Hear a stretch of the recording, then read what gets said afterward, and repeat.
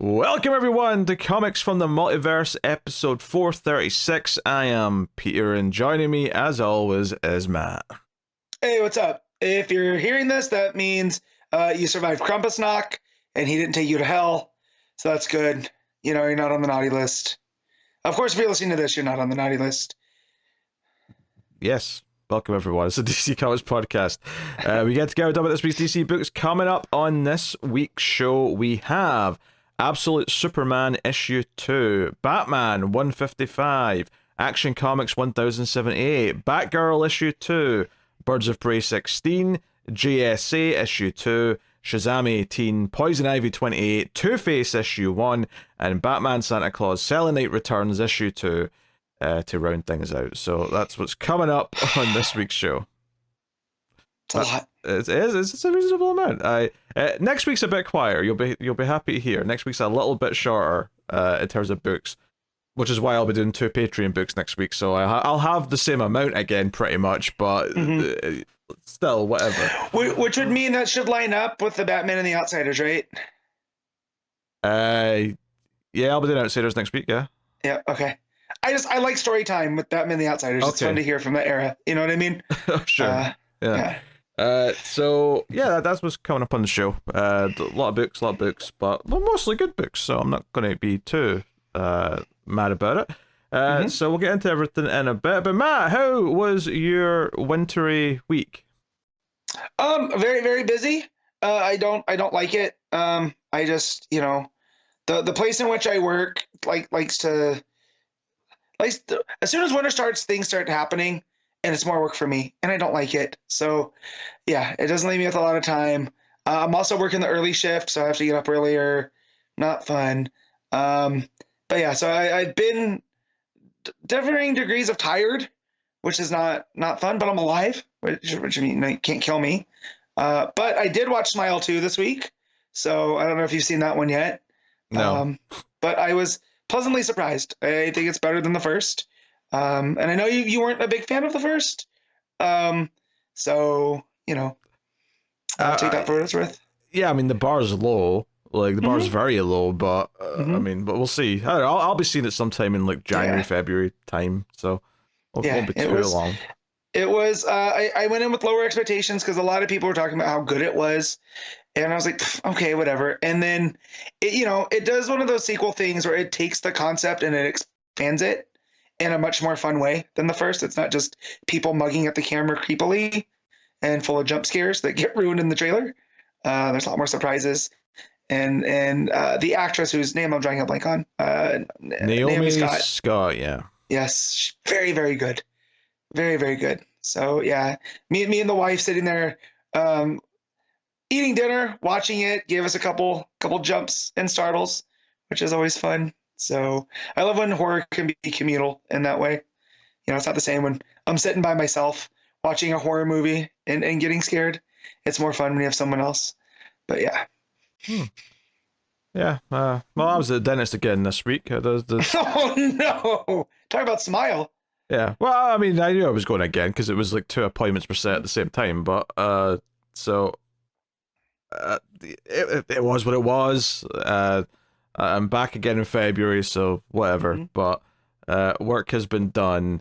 But it did mess up my sleeping pattern and schedule for the week. I've been all over the place trying to recover. So do you have teeth removed? Did you have fillings? Just fillings. Just fillings. Okay. Yeah, so not too bad. And it didn't have to change your diet too much, right? No. It was over 2 weeks, so I one side was done and I could chew on the other side, and then flip-flop the following week. But it's obviously it's not very pleasant, but that's what it is. I started rewatching Parks and Rec this week, and somehow got through because I skipped season 1. I was like, whatever, I'm just going to skip season 1 because it's not very good and it's short. But I got through all of season 2, and I'm 6 episodes into season 3, and I don't even feel like I've been watching it that frequently, but somehow it just it's melting away very quickly. So it's been a joy rediscovering that. As far as other watching goes, I had to watch Hot Frosty for a show this week, so that was a good time. Why do you do this to yourself? Look, I hate to admit it, but the most popular thing we have on Patreon is Extra Reels, which is where we watch terrible movies once a month, and Hot Frosty is the Christmas edition. Do you think that's a punishment aspect? Oh, I think people enjoy it when I'm miserable, yes. Yeah, they enjoy me getting mad. Or I don't know, because there is a subset of people that like to watch people react to those terrible things, right? Isn't that how The Room got popular? Right? It wasn't necessarily The Room in of itself. It's seeing how people that react to watching The Room.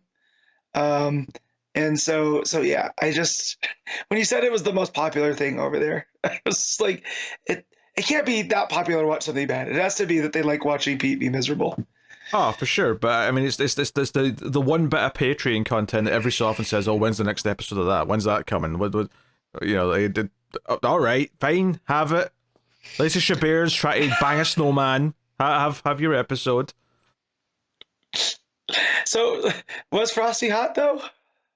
I mean, it depends on your taste. Okay. I suppose. In a literal sense, no, he's still pretty cold, even when he's in human form. Okay. But so does he transform via magic hat, or is it a Christmas wish? How do they go about it in the movie? It's I mean, I guess technically it's a magic scarf, but okay, they don't actually really say the scarf itself is magic. It just kind of happens. Oh boy. You know, that's all it is. But as a Frosty purist, if it's not a magic cat, it's not real Frosty. I just want to say that. To be fair, they never actually say he's Jack Frost per se. He just happens to get named Jack after he turns into a human. So your mind sort of just calls him Frosty because that's clearly it's a play on Jack Frost. But they never actually say that's what he's supposed to be. He's just a snowman, and it's not like he was a regular snowman. It's like a snow sculpture that someone's done with tools. So he actually already looks like David. You know, the famous sculpture. He already looks chiseled. This gets worse and worse the more I hear about it. Because I'm thinking, hey, they made a snowman. She's like, oh, it'd be great if this was my boyfriend. Magic scarf. Boom. No, that's far creepier. That they put a magic scarf on. She doesn't turn them intentionally. That just happens. Yes, I know, but still, like when it's a human form, it gets a bit more creepy than if it's just a traditional snowman. Yeah. There's like a snowman and sculpting contest going on in the town. So there's people with tools like sanding away and like making these perfect snowmen. I can't believe this is not a Hallmark movie. Oh, it felt like one, to be fair. It just happens to be a Netflix movie instead. Yeah. Yeah, because Lacey Chabert, as I've looked up and found out, has been in like 47 Christmas movies via Hallmark-style avenues. Yeah, she, Gretchen Wieners found her niche, and now here we are. She was in one notable movie 20 plus years ago, and they reference it in Hot Frosty, believe it or not. They reference her one hit. Don't say hey like it's a good thing. Well, I kind of like, the idea. I like when you have to think like, so does Lacey Chabert exist in that universe and the girl that she's playing just happens to resemble her? Or is it a different actor that's in that version of Mean Girls? They don't reference Mean Girls as if it's a movie. Oh. Right? They basically, I'll spoil the little moment in Hot Frosty. Not that anyone listening to this gives an absolute shit about that movie. Basically, the TV's on and Lindsay Lohan's in something, and she goes, "Oh, that looks like a girl I went to high school with." That's the joke. Not as fun. Not as fun as making a Mean Girls thing, I see no good options here. I don't have a preference. I just think it's a little bit sad that they had to go out their way to reference the one thing people actually know her from, which, and it's not that she's not had like an alright career. She's been a voice actor doing stuff for 20 years, so it's not like she's not doing well in other ways. But so when you said Christmas, are you counting the Black Christmas remake in those Christmas movies, or were you only counting the Hallmark-esque Christmas movies. I was just ballparking a figure. I guess no, I'm not counting the Black Okay. Christmas remake as one of the cheesy Hallmark Christmas movies she's been in. Gotcha. That's into of itself, although it is funny that it does add to the overall Christmas movie count. It does. Hmm. Yeah. All right. Well, that was my week. I was going to say highlight, not a highlight. Far from it, in fact. But you know what? You got to revisit Parks and Rec, and that's just a warm hug of a show. Always good for any, So Yeah. I think you've been balanced out pretty well. I suspect I will just be. I think I'll have that done by the end of December. I think I'll have watched the entire thing by the end of December. That is my assumption based on how quickly I am going. Real quick, who's your favorite character? Oh, I mean, it's Ron. It's Ron Swanson. Ron? It's like I almost said April, but it's Ron. But I feel like April doesn't become April till like Ben and Ben gets there, and Chris. She kind of finds that groove. Early April's a little bit. I would say early April's still April. I don't know. I don't know if I agree with that. Yeah. April's pretty set in stone early on. There's definitely a couple other characters that kind of evolve a little bit. And I mean, to be fair, I think a lot of characters feel kind of off in season 1, which is partly why I don't really like season 1 that much. But no, it has to be Ron. I mean, most of them are great. There's very few weak links. Yeah. Now, do you have a favorite secondary character, like the John Ralphios, the Sewage Joes of Pawnee, or they all just kind of blend together? Oh, they don't blend together though. And Parks and Rec's very good. No, that's what I mean. It's like you're just like, oh, it's Sewage Joe. I like him. You know what I mean? Is there one that particularly stands out? Well, let me think. Do I have a favorite amongst all the recurring sort of wider town characters? I don't know if I have a favorite per se, but I mean, like, there's a bunch of good. Because you got Calamezzo, who's like the TV talk show host. You've got the Newports. You've got Perd. Yeah, you heard with Perd. You've got Ira and the Douche, who I just got to their first appearance. Which, to be honest, they're probably the worst ones, if I'm honest. That by design, though, right? Yeah. Like, but honestly, I think my favorite side thing. I mean, I don't know. Technically, I guess it's Tammy too, if I'm really thinking about it, if we're counting that. Fair. But I think my favorite running just universe thing is just the hatred of the library and just how they'll casually say it's the worst place on earth at any given point is kind of one of my favorite running things. It's just fun because they're both public spaces, right? And so it's almost like there's a competition between the parks and the library. And it's just like this naturally occurring thing because the librarian's not like the parks department either.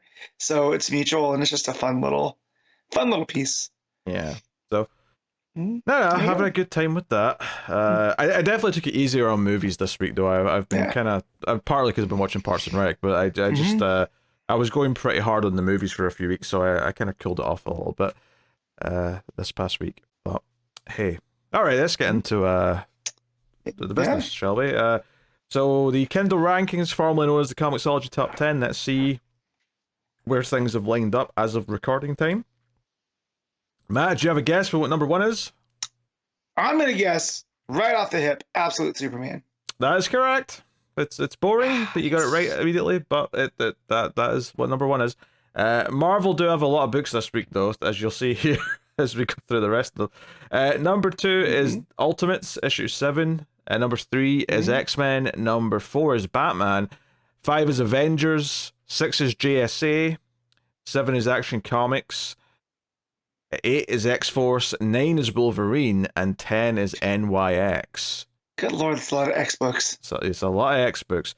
Not that DC, did very poorly or anything, because number 12 is Batgirl. 14 is Birds of Prey. Pardon me. 15 is Two-Face. So, and even 16 is Shazam. So a lot of the other books that we read are just kind of outside of the top 10. But yeah, a lot of X books in that top 10 there. Yeah, I think Ultimates is the only one from Marvel that's not, right? It's not an X book. So. Avengers was there as well. Oh, Avengers was too? I missed that one. So, yeah, very heavy week for books. I guess nothing's really sticking out to me as being super surprising. you know, Poison Ivy's a little bit lower down as is Silent Night, but everything else feels like it's kind of up wherever. Yeah. I mean, I guess the only notable thing really is that there's not any books that aren't Marvel or DC in the top. Mm-hmm. What, 20? What was the first non-Marvel or DC book if I go down the list? Thundercats Apex, which is number 25. That's the first book on the rankings that isn't one of the big two. Yeah, looking on League of Comic Geeks, it takes till 16 and it's Gunslinger Spawn as the first non-Marvel or DC. So is Gunslinger Spawn like a Spawn book? Yeah. Okay. Some Image. So fair enough. I'll take your word for it. Yeah. Had no idea it was a thing, and I was like, that's the first one that had Image next to it. So all right, well, we got a lot of books to get through, so we'll get into it. I mean, there's no news anyway, not that I saw. I looked, didn't see anything of note. Yeah, I mean, I suspect we'll have solicits in the next week or two, but I don't imagine December's going to be a news-heavy month just because it's December. You know, they tend not to like announcing things around Christmas because Christmas is sucking up all the attention. They like to have the spotlight do the big media companies when they're announcing things. So, yeah. Unless, well, I mean, the Game Awards is next week, but that's not comic book related. But there will be video game announcements. Hopefully, it's things that excite me. Yes. I wish to be excited. I am not excited. Please make me excited. Anyway.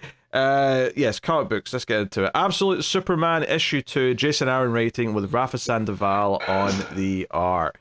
So, we left off last time. Lois is part of this this group of the Peacemakers. The Lazarus. The Lazarus, yes. And she's handcuffed herself with this fancy, super powered titanium handcuff to Clark, who... yeah, there was a weird thing here actually, where I wasn't sure what they were doing, but like he kept calling them chuffs, and I thought, wait, is this a spelling of cuffs that I'm unfamiliar with? And I eventually saw the AI in his suit said it's cuffs, Cal, it's cuffs, and I'm like, oh, thank you for addressing that, because I thought I was losing my goddamn mind. Anyway, so you thought he was just saying it differently, so it was like they had put a phonetic there to make it sound like he was mispronouncing. Or maybe just that this was an accepted alternate spelling or something of cuffs with like a hard ch or something. But I appreciated it finally being addressed after a few pages. So Lois is like tied to Superman, and he has to fight off whatever, you know, the soldiers coming for him. And then eventually when they all fire at him, there's a lot of chaos, helicopters falling out the sky and whatnot. I guess the big thing here is what they've done here with the cape and how that's different. It's so what they do here is he keeps calling it dust, right? He's like, the dust will protect you. And so it's almost like a nanoform kind of thing. It's almost like a cloud that he can kind of control and make like a barrier, you know, so he uses it to block these weapons that Lazarus is shooting at him and Lois, even though she tells him to stop. Very, very curious, because then we also find out as Pete's dying. Yeah, keep going. Okay. As we find out that it's Sunstone technology from Krypton. Then we find out from Soul, and then in the backstory we get on Krypton later in the book, it gets more into detail. One of the running jokes throughout this is as Lois and Cal are handcuffed together. So he has this energy of Soul of his suit wrap around, and it's trying to tinker with the cuffs to get them off, but the cuffs keep changing. It's this different kind of metal, so I was thinking kind of how T-1000 is. And as the suit's trying to get them uncuffed, Lois keeps shooting him with her energy weapon. And at a point, Cal goes, "Will you please stop that?" And it kept making me laugh every time she shot him. Like, it was very, not quite a buddy cop scenario, but it was up there. very, very kind of Looney Tunes kind of thing. And automatically, Aaron gets this dynamic between Lois and Clark where it's vaguely familiar, but it's not what we're used to. You know, there's definitely a back and forth between them as they're doing this. So I appreciated that. Yeah, Back to the land of the living. Yeah, I think the cape thing's interesting, especially since visually it is kind of like a cloud at times, but it does sort of solidify at moments and looks more like a cape.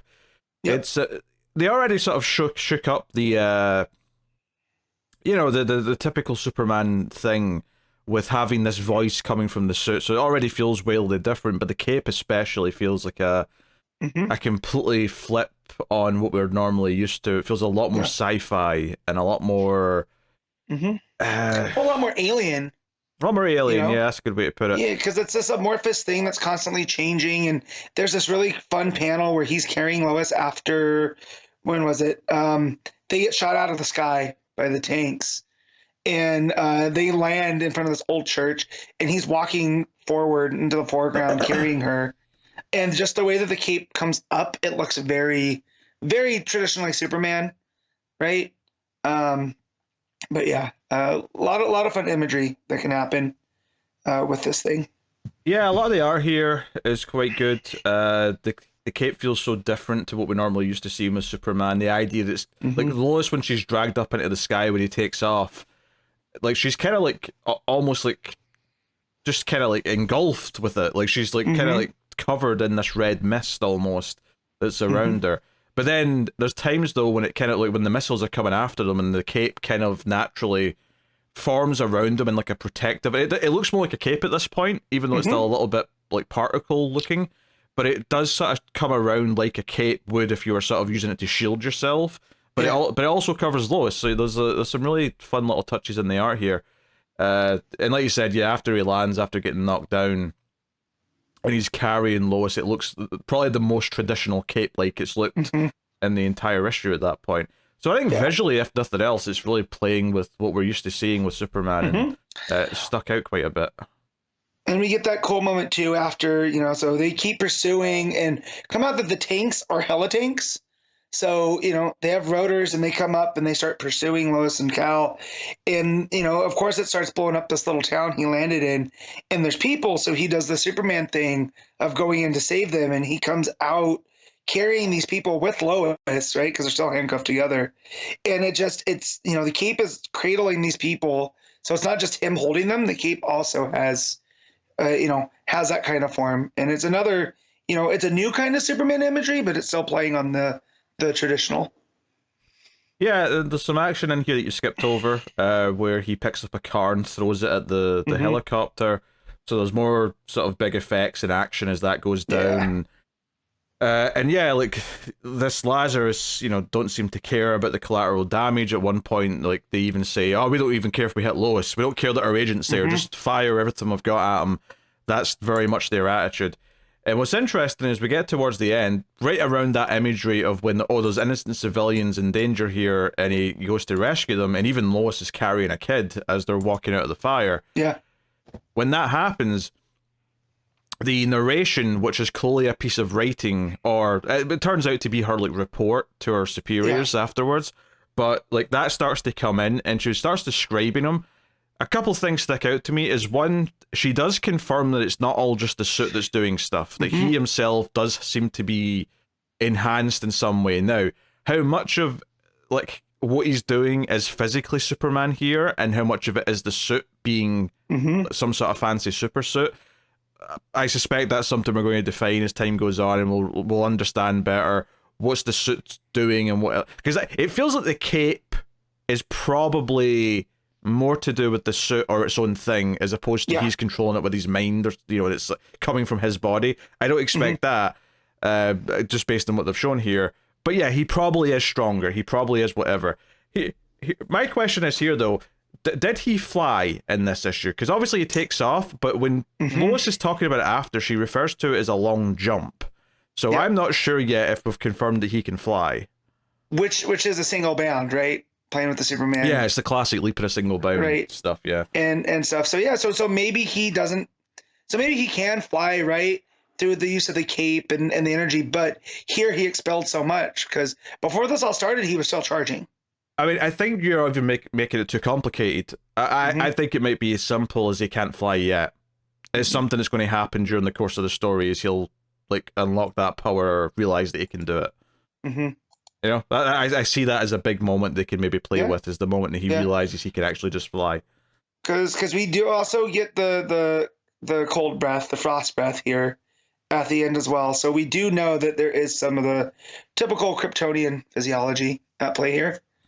Yeah, we get the cold breath, and it looks like he's got a little bit of heat vision as well. Or at the very least, it's more like the capes get into his eye. Now that I'm looking at it properly, but yeah. So basically, Lois has a choice here where she's going to take out her weapon and shoot him again after he's like saved all these people, and she ends up deciding not to, and she like puts her gun back down, and he actually says thank you. So it's kind of a moment where, you know, she actually says you're welcome for one, but it feels like, oh, at the end of this scene, like it's not just the cop and like perpetrator relationship anymore. At the very least, she's learned to respect him a little bit.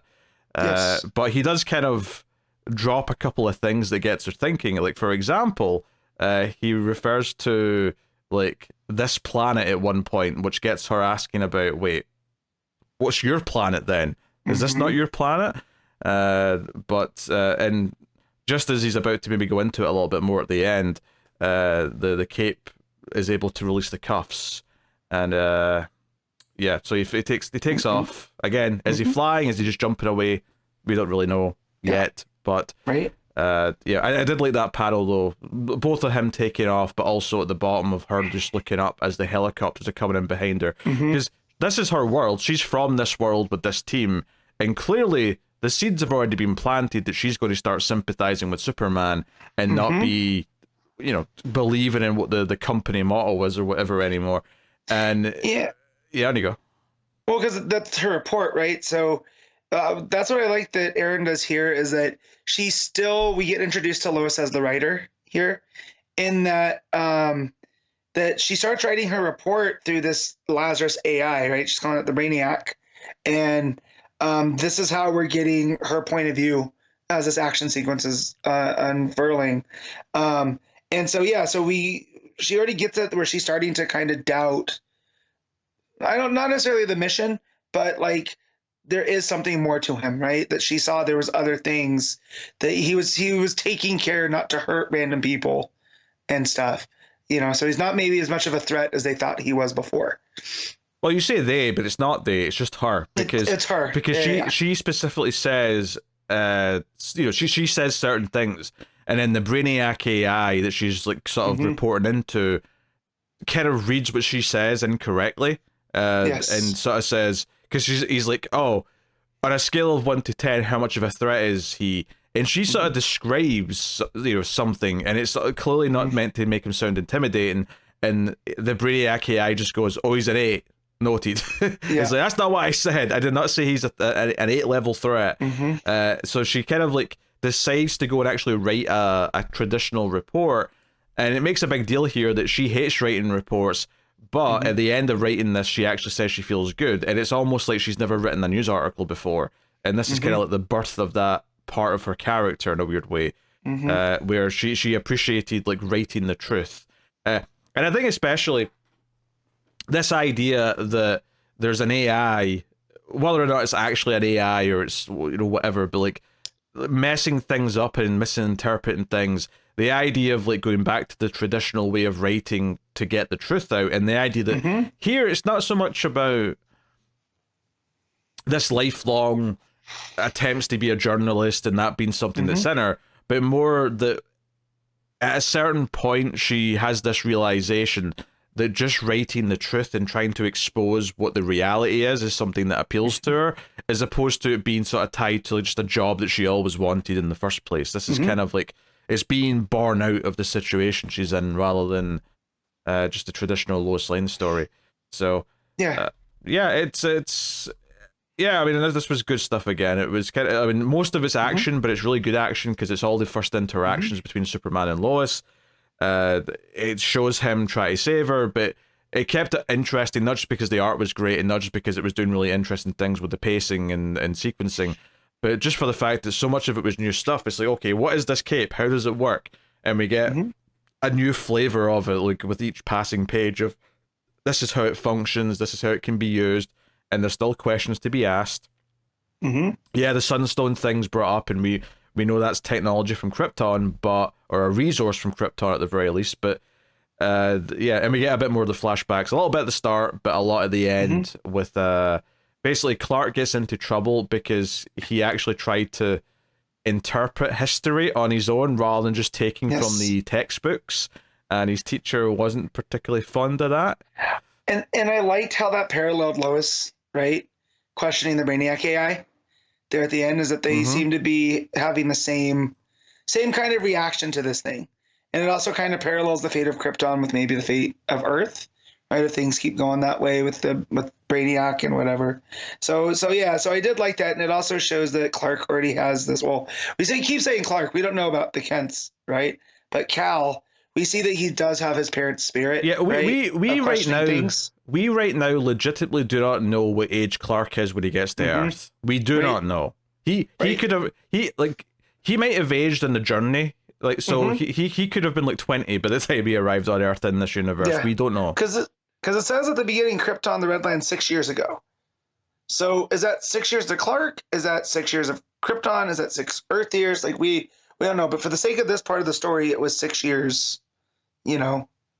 And that'll just be 6 Earth years then. So that would to me says that he's about 18 in the present day story, and he's probably about 12. Because he seems he's about middle school age here. Yeah, so that to me says that he's about 12 in the flashbacks, and he's about 18 or so in the present day stuff. Yeah, I think you're overthinking it, but starting to question if it's Kryptonian years.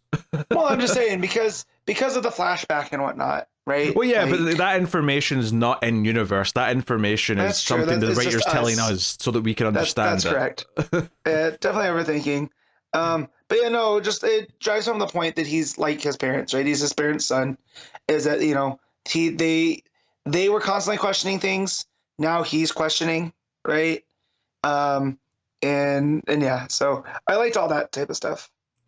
Yeah, and the flashbacks at the end are of his parents basically sprucing up Lara's old design for a ship to leave Krypton. And at this point, they're not saying, hey, we're just going to build a little ship for a kid and like get him out of here. They're hoping to try and evacuate more, if not everyone, if they can convince everyone what's going on. But as we established in the first issue, though, they're kind of like the working class. Like, you're unimportant because we've decided genetically, because of your house and your symbol, you're not one of the Science League, so you don't get listened to. So they're like, Jor-El's being kind of hopeful. Oh, we'll convince them, we'll talk to them, and it's like, yeah, but we're from the Redlands, we're not important, they're not going to listen to us. And because obviously it's Krypton, we know they're not going to listen to them. that's almost a foregone conclusion to us as the audience. But at least at this point, though, their plan is to try and save more than just their son. Obviously, well, I was going to say obviously we expect that it will just be him, but who knows? Who knows? Yeah. What if Jor-El and Lara get in a ship with him, but they die on the way to Earth or something? Like, we don't know how they've changed things here. Yeah, so I was thinking about that too, because we have gotten differences in Batman and Wonder Woman in the Absolute Universe, but there's a thing here where he talks about where Lois talks about like he's someone that feels like where's it at? About being a boy. He's very much still a boy, one who hasn't fully deciphered who he is, and talks about like he looks like he's looking for like role models, kind of. You know, not necessarily role models, but I'm trying to find it here. But he still reminds me of a lost child, a son without a home, a deep mistrust of authority. So it definitely feels like not necessarily he's an orphan, but he's someone that is, you know, not being guided by parents. So yeah, maybe they did get off planet, but they didn't survive the trip, right? You know, so that would just change things differently enough. But oh yeah, it definitely made me think with the changes that have happened in the other two books. Like, oh, maybe he does. Maybe he's trying to get back to Lara and Jor-El, right? But I'm not too certain after reading that part. Yeah, no, I just like we don't know what they've changed, and part of me is even like, wait, is Krypton even gone? Did they say that in the first issue? I'm assuming they did, but now I'm questioning it and going, I'm questioning it too because it's like, well, we know Krypton could be a disaster, but we just know that he got off. We know that Cal is here. yeah, Right? I mean, what if he just left Krypton because like the powers that be killed his parents or something like that, and he just fled? And he's a refugee in that way, and now he's also on the run from Krypton, and he doesn't want them to find Earth, right? Because now this is just another place for them to come and mess up. Yeah, he's not a refugee from a world that's dead. He's a refugee potentially from a world that like mistreats him, or you know what is going to come after him. That's hostile. Yeah. So, I mean, that would be a change enough. And that's also with what we know from the All In book, right? Is that Darkseid's trying to create this universe without hope. And what would be more, you know, stripping from hope than that story of Superman that wants to do right by the sins of Krypton. But what if the sins of Krypton aren't what they used to be, right? What if they're like this almost colonial power, kind of like an Invincible, right? How they twisted that, you know, and he's kind of on the run. He's almost like a refugee from a hostile, you know, country type deal. Yeah, and for the record, like I'm not suggesting that I'm seeing hints of this specifically. I'm just I'm realizing how open it actually is for like the fact that we're getting this flashback story building up to how the Krypton stuff is going to like play out in this universe is making me think that there's going to be something very different about it by the time we actually get to why he's on the ship and why he leaves the planet. Whether that's because Krypton doesn't actually explode, whether that's because his parents don't die on Krypton and come with them and somehow die somewhere else or something. But I'm expecting something big and meaningful to be different. I mean, the fact that Clark's like alive is like a 12-year-old on Krypton's already very different, obviously. But I'm kind of expecting, like, because we're devoting so much time to building up to the actual, you know, end of the planet or the end of like at least his time on the planet, I'm expecting something else to kind of like be revealed later on in this flashback story. But as far as a journey of discovery goes, it's been a very exciting book so far, even just 2 issues in. I think both issues have done a good job at playing with new mechanics and new things. This first sort of meeting between Superman and Lois being this kind of hostile relationship, but just by the end of it, her seeing him going out of his way to save people and being somewhat inspired by his naivete, as she puts, you know, this idea that he's still not quite fully grown up, but he's trying to like figure out who he is. That's interesting to me. So, yeah, all Absolute books had good second issues. So here we are. Yeah, I also like there's this page at the end where, you know, it's after the flashback to Krypton, and it picks up where Lois is writing. There's a couple of pages at the end. Yeah, there's one that's just like her saying, "Oh, that felt good to write that," and she sees the you know the written by Lois Lane on the report. It's not even an article; it's just a report. But there's just a little tag at the end where these peacemakers actually go out of their way to kill the civilians that he helped. Were saved by Superman. Yeah, so. Because peace has a price, and that went dark. That went from again where Lois is writing, she's kind of becoming the Lois that we're familiar with, and Clark's crossing from Brazil into Venezuela, right? And there's a curious thing here where it says Lazarus means death, join the Omega Men. So there's a something, right, where it's like I know the Omega Men are something different, but knowing that Darkseid has a role in All In the Absolute universe, that was curious. But yeah, that peace has a price, right? That he's on his way out. He thought he's done well. He's saved these people from this Lazarus thing, and they show up and wipe him out anyways. So it's almost like it was all for nothing. And again, very, very kind of dark ending on an otherwise, you know, it was on the upswing. Yeah, it's a darker universe for sure. And these characters at the end, it's just like, oh, we're going to punish these people because we have to show them that. I mean, obviously, they keep saying peace has a price, but more specifically, they feel butthurt, and they're going out of their way to do this out of spite almost. So, Yeah, it does say next time last days of Krypton, so maybe we'll get our Mhm. answers as to what's different about the Krypton stuff. Yeah. More so next time.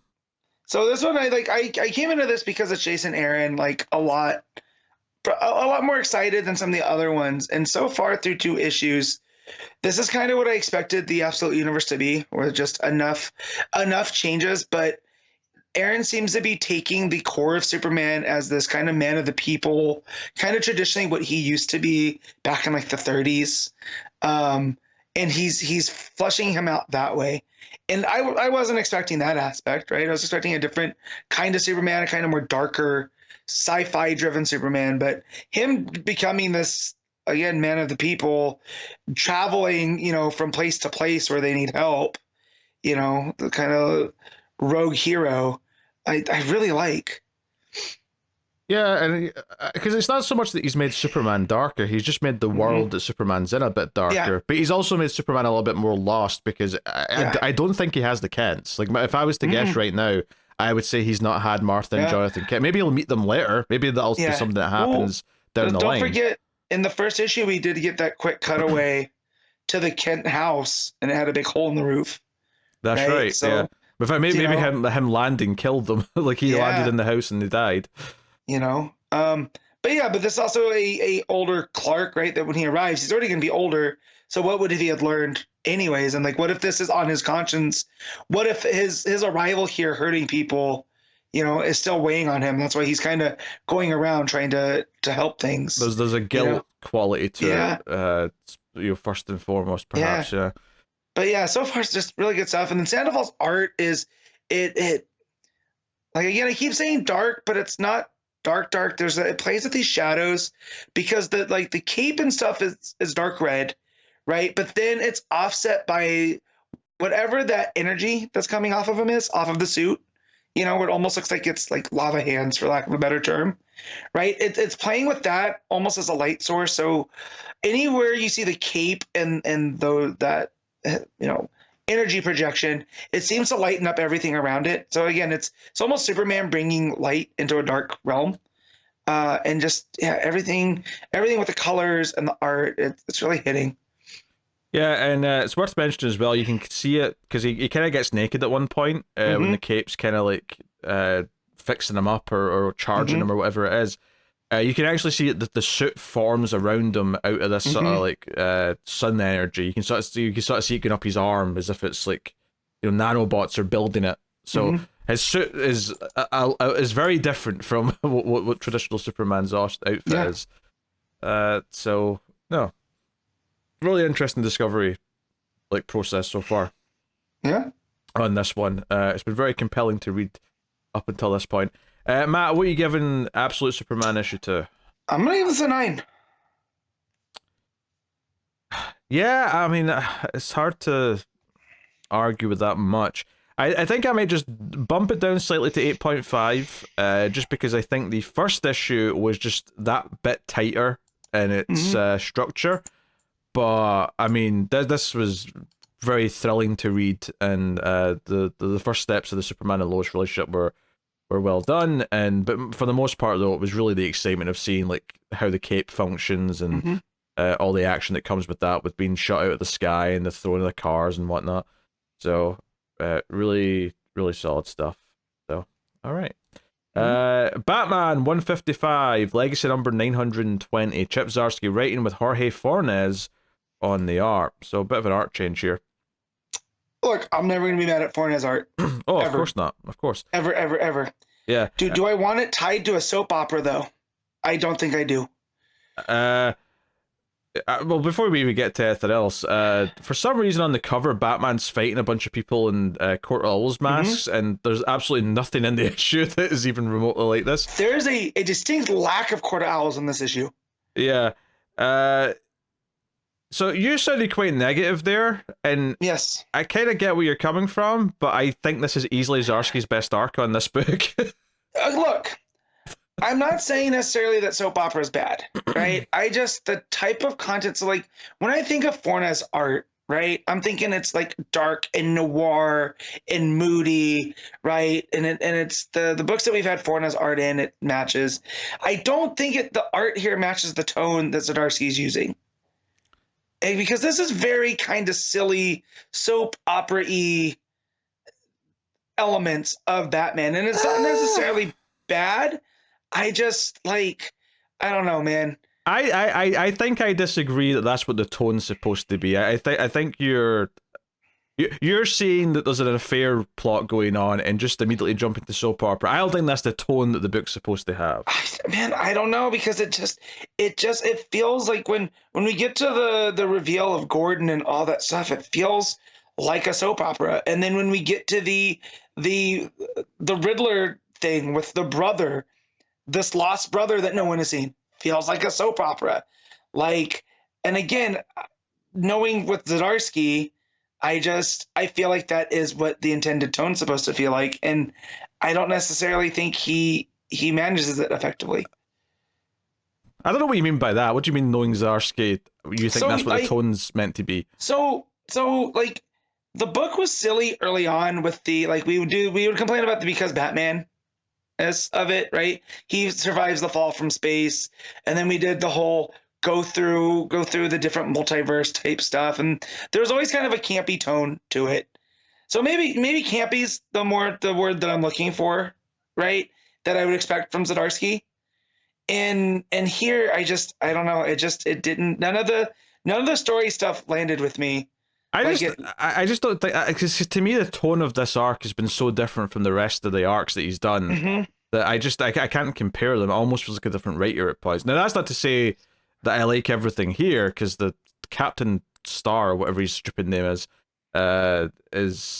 like he's still a bit of a sledgehammer. He's sticking it like a sore thumb. Yeah. So I wasn't thrilled with the implication that Gordon might be the killer at the end of the last issue. This issue spends a lot of time in flashbacks for the first good half of the issue or so, explaining what the backstory to all this is and what was going on with Gordon. And it turns out that over a series of meetings ended up having an affair with Mayor Nakano's wife. And she was feeling very isolated because her husband never had time for her, wouldn't come home till late. I think at one point she said she felt like a single mom, and she's just living with a roommate that used to be her husband. And Gordon, on the flip side, is very disillusioned with his PI work, because all he's doing is infidelity cases and things like that. There's nothing, he's not helping save people. Yeah. He's not like putting bad people away. It's all not petty, but just stuff it's stuff that he doesn't see the grand sense of purpose in. In fact, he says it multiple times in this issue that he doesn't really know what job that would fulfill him that isn't just being commissioner again, because he felt like he had a sense of purpose with that. So yeah, he tells Bullock that, he goes, I know we need the money, but these are insurance scams and infidelity cases. It's depressing. Yeah. So the point I'm getting at, though, is that he's in a pretty bad place. He's down. So it kind of sets up where both of the characters are, that they might find each other. And he's just kind of there to comfort her, because she asks him to look into her husband, because she thinks Nakano was having an affair. And he wasn't. He was just working too much. He was just completely consumed with... He was having an affair with Gotham. He was the mayor. But they end up bonding. They end up holding hands. Ultimately, he ends up saving her when some people try to come and kidnap her or whatever. And they end up kissing, and it's a whole thing. Now, as I was reading this, I was sort of thinking, oh, really? We're doing Gordon having an affair with... Well, Gordon's not having an affair because he's single, but Nakano's wife having an affair with Gordon. We're doing a Gordon romance.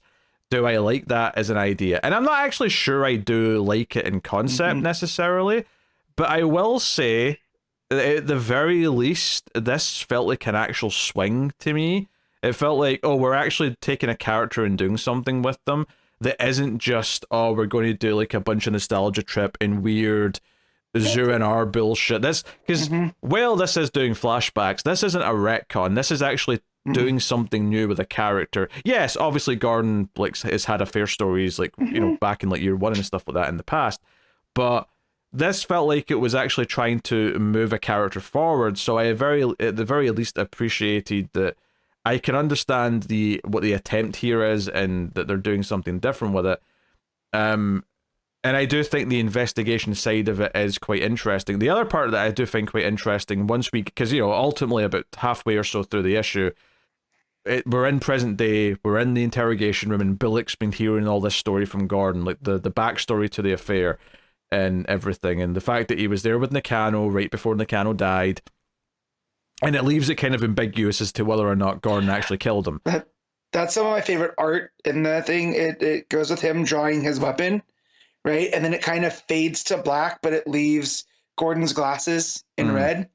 Like very, very, very good art storytelling there. Yeah, it's very, very good.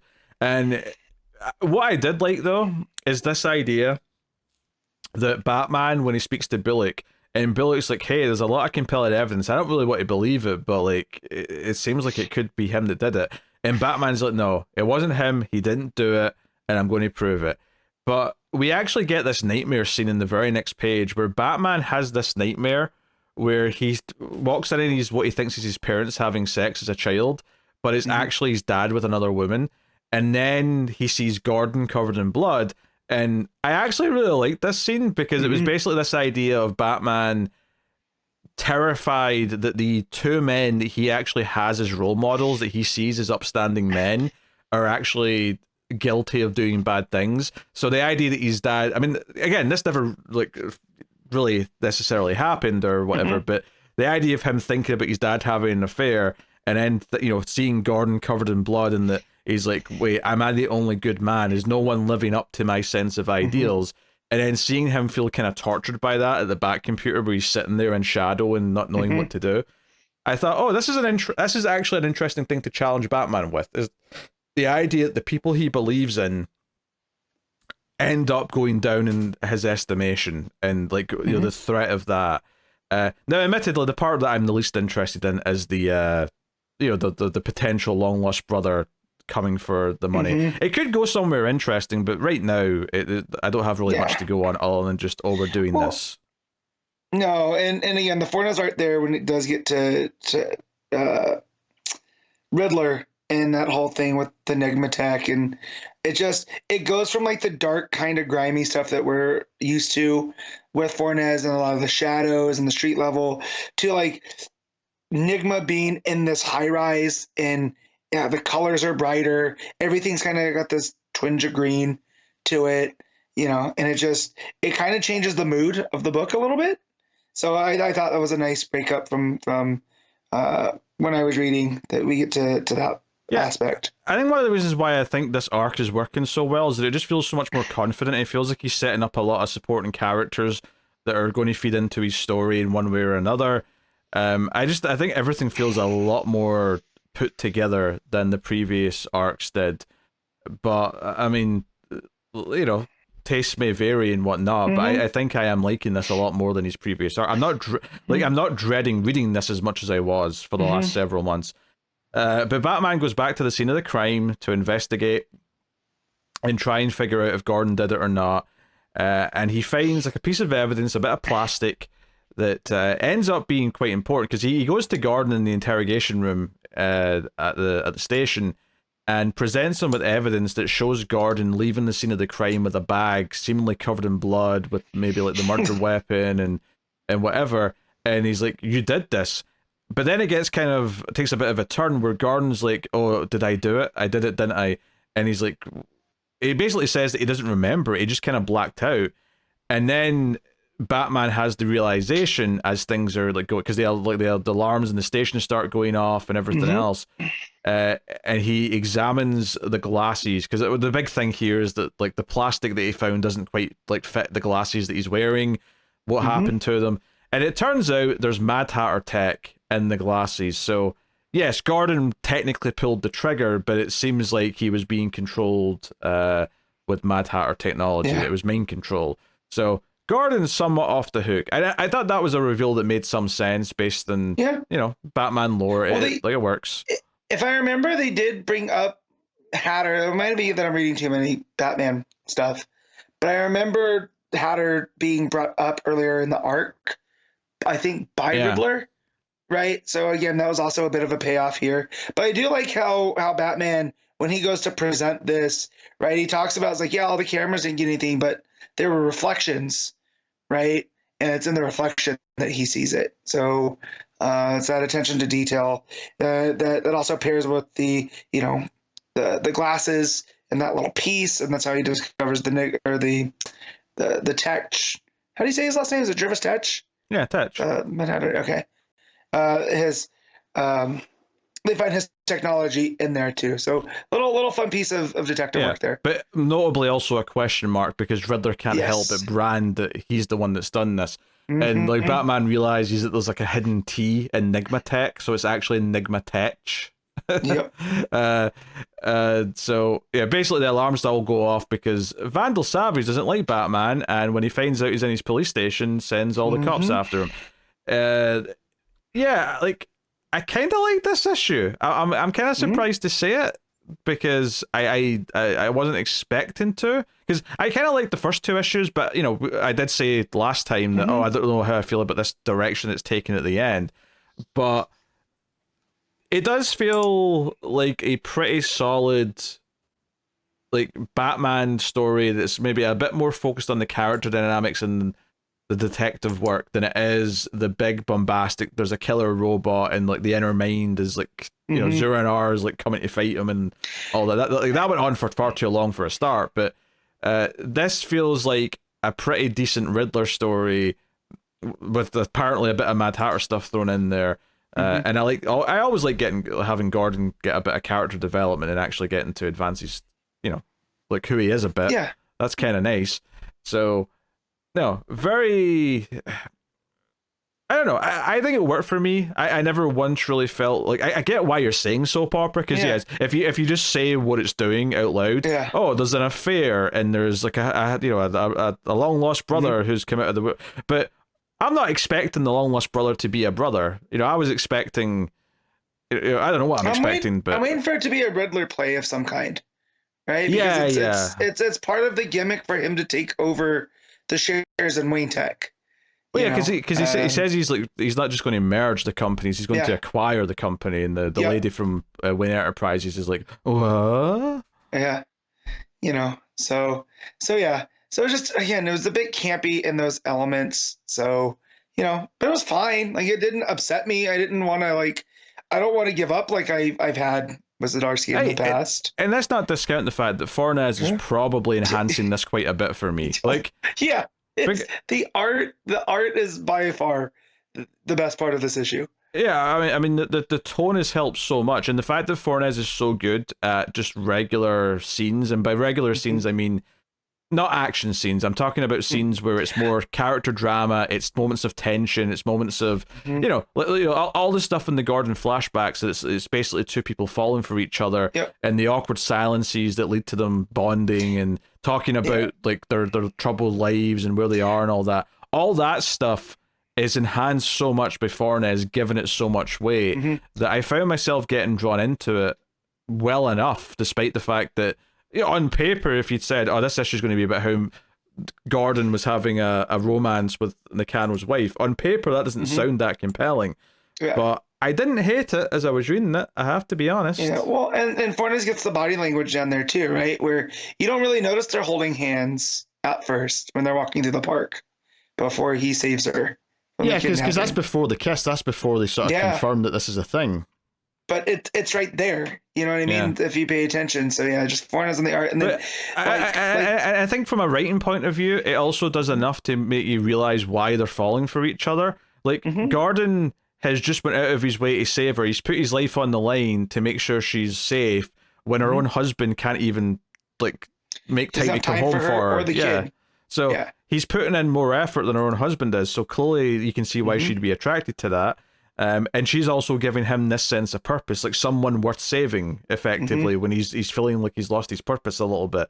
Like, you can see why the attraction is there. Now, when he starts talking about, oh, they're all going to move to Metropolis together and, like, be a new family, that's where I'm like, I don't know if I quite buy that you'd be jumping to that, but, you know, that's whatever. But then again, is Jarvis Tetch's, like, technology already kicking in at that point? On there. Yeah. Well, also, we have to go off of that stuff, whereas, you know, is Gordon an unreliable narrator at a certain point? Yeah, unreliable. And also, how much of the romance is even part of the tech stuff? Like, I mean, how long has he been influenced by that? I don't know. Yeah, but yeah, there was that, and then just the scenes with like Bullock, like the fact that I always associate Bullock with not wanting to deal with Batman, right? But now that Gordon's off the force, he's kind of become the point man there. And so when Bullock has to deal with Batman, and just the way that Fornes is handling it, again with the body language, Well, they're always so far apart, right? Oh, that's a good point. Yeah, that's good. But I think the idea that when Gordon's the one in trouble, the idea that Bullock doesn't even hesitate to go to Batman when he doesn't normally want to do that, he doesn't like going to Batman. I think it's a good little character bit there. But like just the whole like their whole talk on that roof where he tells him that he didn't do it, and just how far apart Harvey's standing there, and then when Bruce jumps off the building to get that glorious half page, and he's still on top of it, and it just shows still the distance between these two. Their only unifying factor is their admiration of Gordon. They both care about Gordon. That's what's bonding them. And yeah, so but yeah. But I think, even the brother plot that I'm not necessarily knowing if I like it. It kind of just depends where it goes and who it actually is. Because I don't expect it's really going to be a brother. I suspect there'll be a reveal of some kind.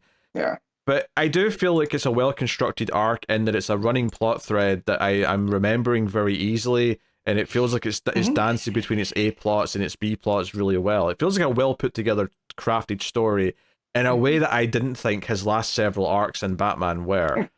Yeah.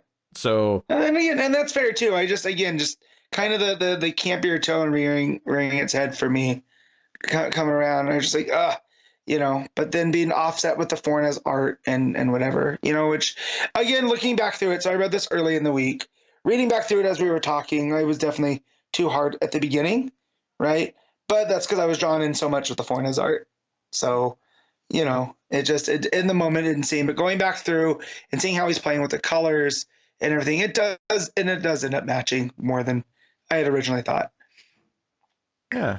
All right, what are you giving Batman 155? I'm gonna 7.5. It's a lot more positive than you sounded, to be honest, but I mean, that's my problem. I'm gonna go 8. It's I dare say that Zdarsky's starting to feel more like the Batman run that I thought a Chip Zdarsky would write back before he started doing it. Like, when I was thinking, based on his Daredevil run, what type of book would his Batman be? This is getting closer to what I think I imagined in some way. So only took till his last arc.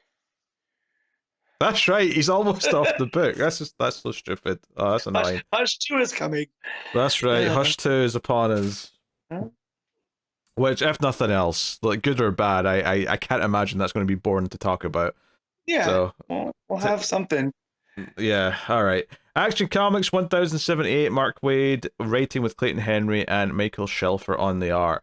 Although I gotta be honest, I thought it was a different artist on this issue because it looked different to me. Maybe I'm losing it or something, but it genuinely looked like a different artist. At least for, I mean, not every page, to be fair. Like that first page with John grabbing whoever that is, the guy in the ship. That is, yes, this is a Waid pull here with Grax. Yes. He's like an old Silver Age alien villain, right? That's always coming to do something to Earth. So, here that the sun's failing and Superman's reportedly not there, this is time to make his move. But yeah, I had to research that and, leave it to Mark Waid to bring back this Silver Age villain. Yeah. No, Joe, what it is? Joe, I think it is. I think it's because there's still an art change when it gets to Michael Shelfer, and I remember those pages. Like the first half of the book does look very Clayton Henry. Actually, it's just that because that middle like backup story is what we're calling it, with John and Connor's done. Not John and Connor, sorry, Connor and Keenan. Keenan and Con. Keenan and Con, yes. Because that's done. It didn't separate it in my head, so I just remembered the art in the second half as opposed to the first half. Okay. But anyway, so yeah, Superman's back. The Super Family all try to lift up this ship from crashing into Metropolis, but they're struggling because they're getting weak because the sun's like going out. Superman's able to show up and kind of help because they're all falling to their deaths basically, and it's like, okay, this is the problem. the sun's being enveloped with this thing. There's a device inside the sun that's doing it. How do we do this? How do we deal with it? And Mr. Terrific helps form a plan to deal with this. So they have to sunshine it. They have to go restart the sun. Superman has to go sunshine it. Yeah. But some interesting things come out of this, though, right? So everything up until this point, whatever. The interesting stuff, though, to me in this issue that I think makes it pretty cool is, one, this idea that when they fix it, it'll save the world, but it'll still destroy the Phantom Zone. You can't really save both. And I think it's Connor who's like, well, one's a place full of, like, you know, really bad criminals, and the other place is just where everyone else lives. Seems like an easy choice. And Superman's like, no, we don't just abandon people. We can't do that. So the plan then becomes, we're going to use a Phantom Zone projector to take all of the prisoners out of the Phantom Zone and put them on a planet near a red sun where they can stay and they can flourish, but they won't have powers and they won't be a danger to anyone because they're, you know, somewhere else, right? And that ends up being what Supergirl and I think, is it John that's going with her to go do that? So that's what they're doing, right? But then the other interesting thing that comes out of this is that when they're deciding all this, the head of the Science Council in Kandor, the bottled Kandor city, like pops up like an escape call and is like, hey, Kal-El, you will not be releasing prisoners out of the Phantom Zone. We do not approve of this. And Superman's like, let me guess, you're the daughter of that asshole from Krypton. And she's like, yep, proudly. Yeah, she's the head of the new council in Kandor. Her name is Bryzan. And he goes, was your father Roseanne?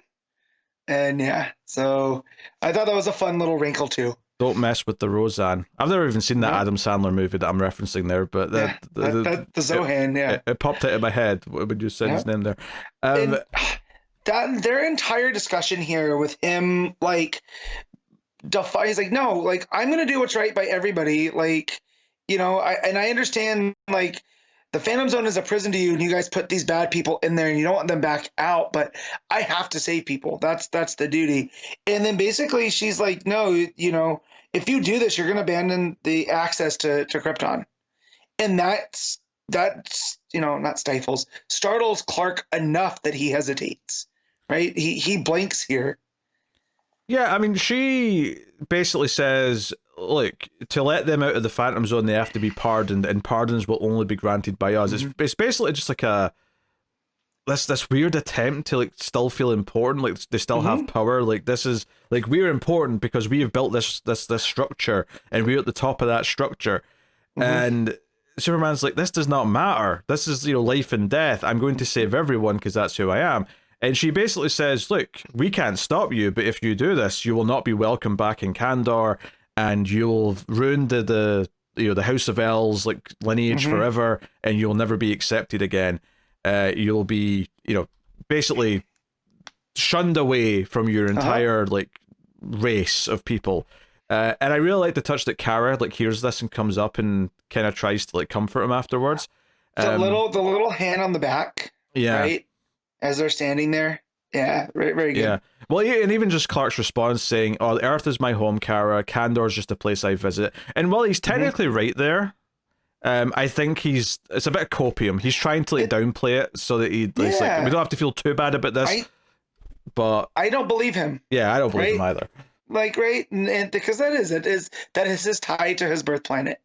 And so, yeah, the fact that they would use that as a bargaining chip too must feel like a sting to Clark. And you feel that just in the subject is closed. Like, he's never that dismissive to anybody, let alone, you know, people close to him. Yeah, I think this moment pretty much justified the trip to Krypton in the last part of the arc, because during that I thought this is decent fun, but it just kind of feels like, okay, we've had him in Krypton before, like, it feels like just a bit of and it's just to do it.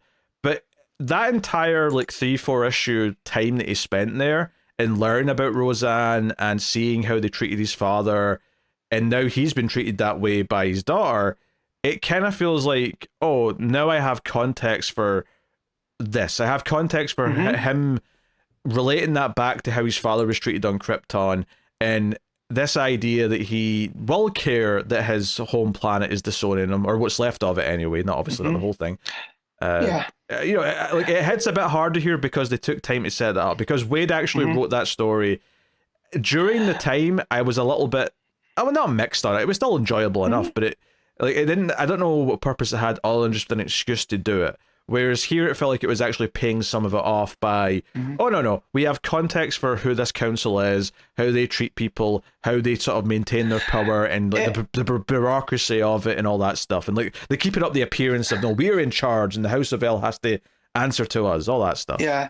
It's the more things change, the more they stay the same, right? And now that when you put it like that, as you're explaining it, it kind of was Clark's Back to the Future moment, right? Where he goes back and sees his parents as they were, and it wasn't what he thought, right? And that is going to impact, how he views things going forward.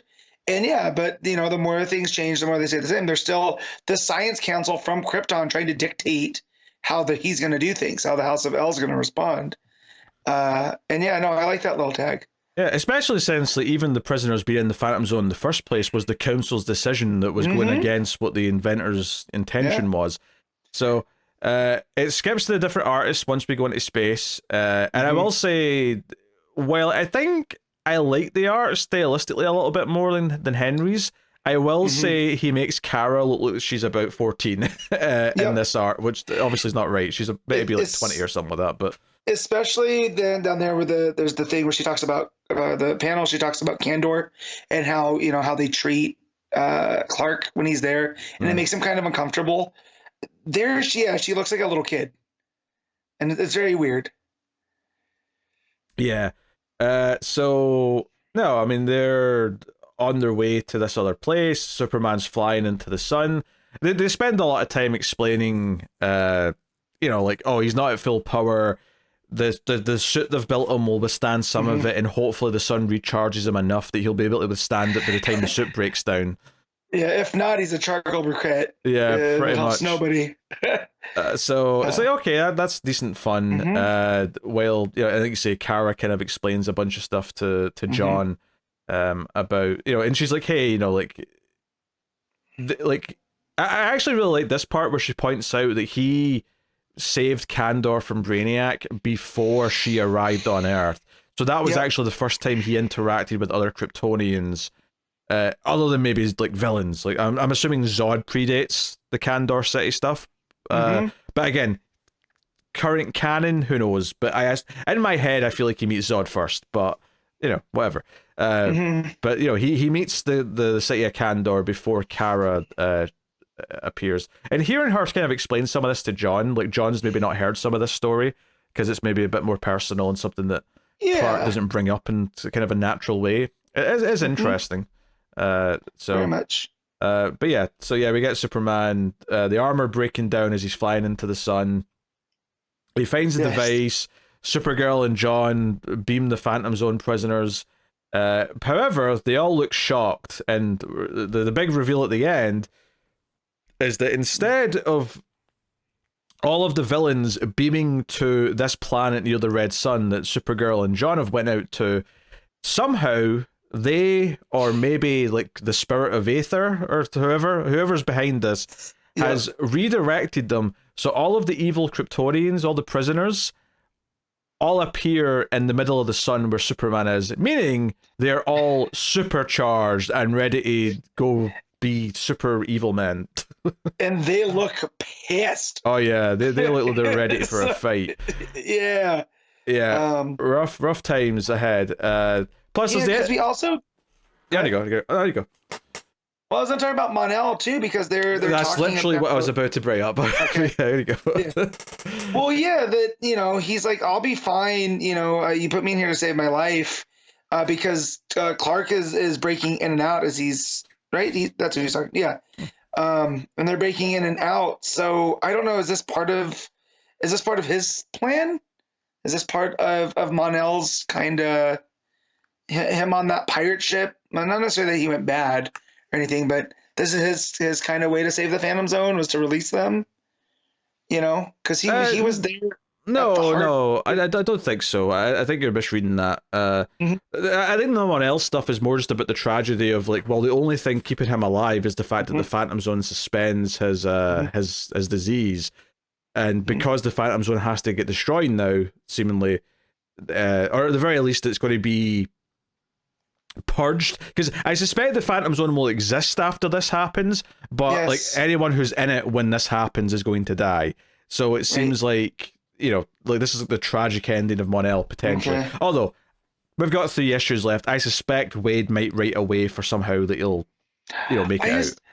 Yeah, every time they've done the Mon-El thing, it's a concentrated, you know, yellow sun ends up preventing it, you know, whatever, the lead poisoning from happening, and they're able to purge it from the system. So, you know, but yeah, it just seems like if he escaped as well, he's also in the heart of the sun. I don't think he did escape as well. We don't see him at that final page. I mean, unless they specifically go out of their way to reveal that next time and say that Mon-El did turn evil.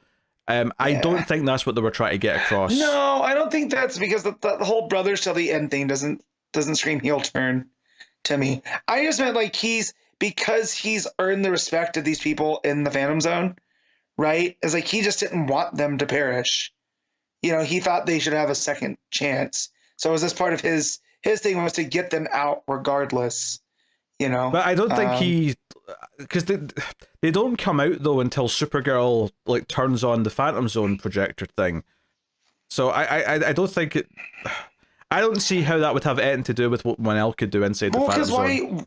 Why did they appear in the heart of the sun? Why don't they appear where Kara opens the door? We don't know that yet. But it seems to happen when she does that, though, so it still seems linked in some way. So I don't know how Mon-El would do that. Well, the way that I read that, right, was that there was that device that's in the middle of the sun that was pulling everything. Yeah. And that's how they exited. So when Kara opened the gateway, it was like nobody was at that door because they went through the back door.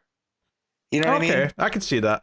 So that's why someone had to have let them out that way, is what I'm thinking.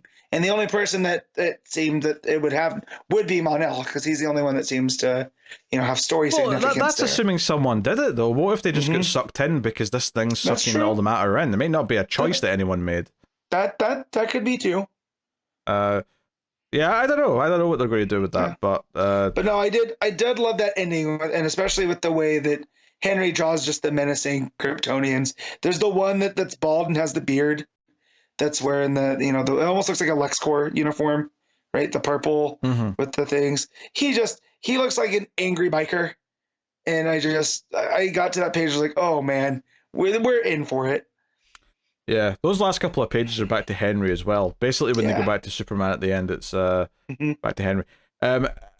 It's an interesting issue. I mean, I liked a lot of the things they do with the choices or the conflict that comes up when Clark sort of decides what the plan should be.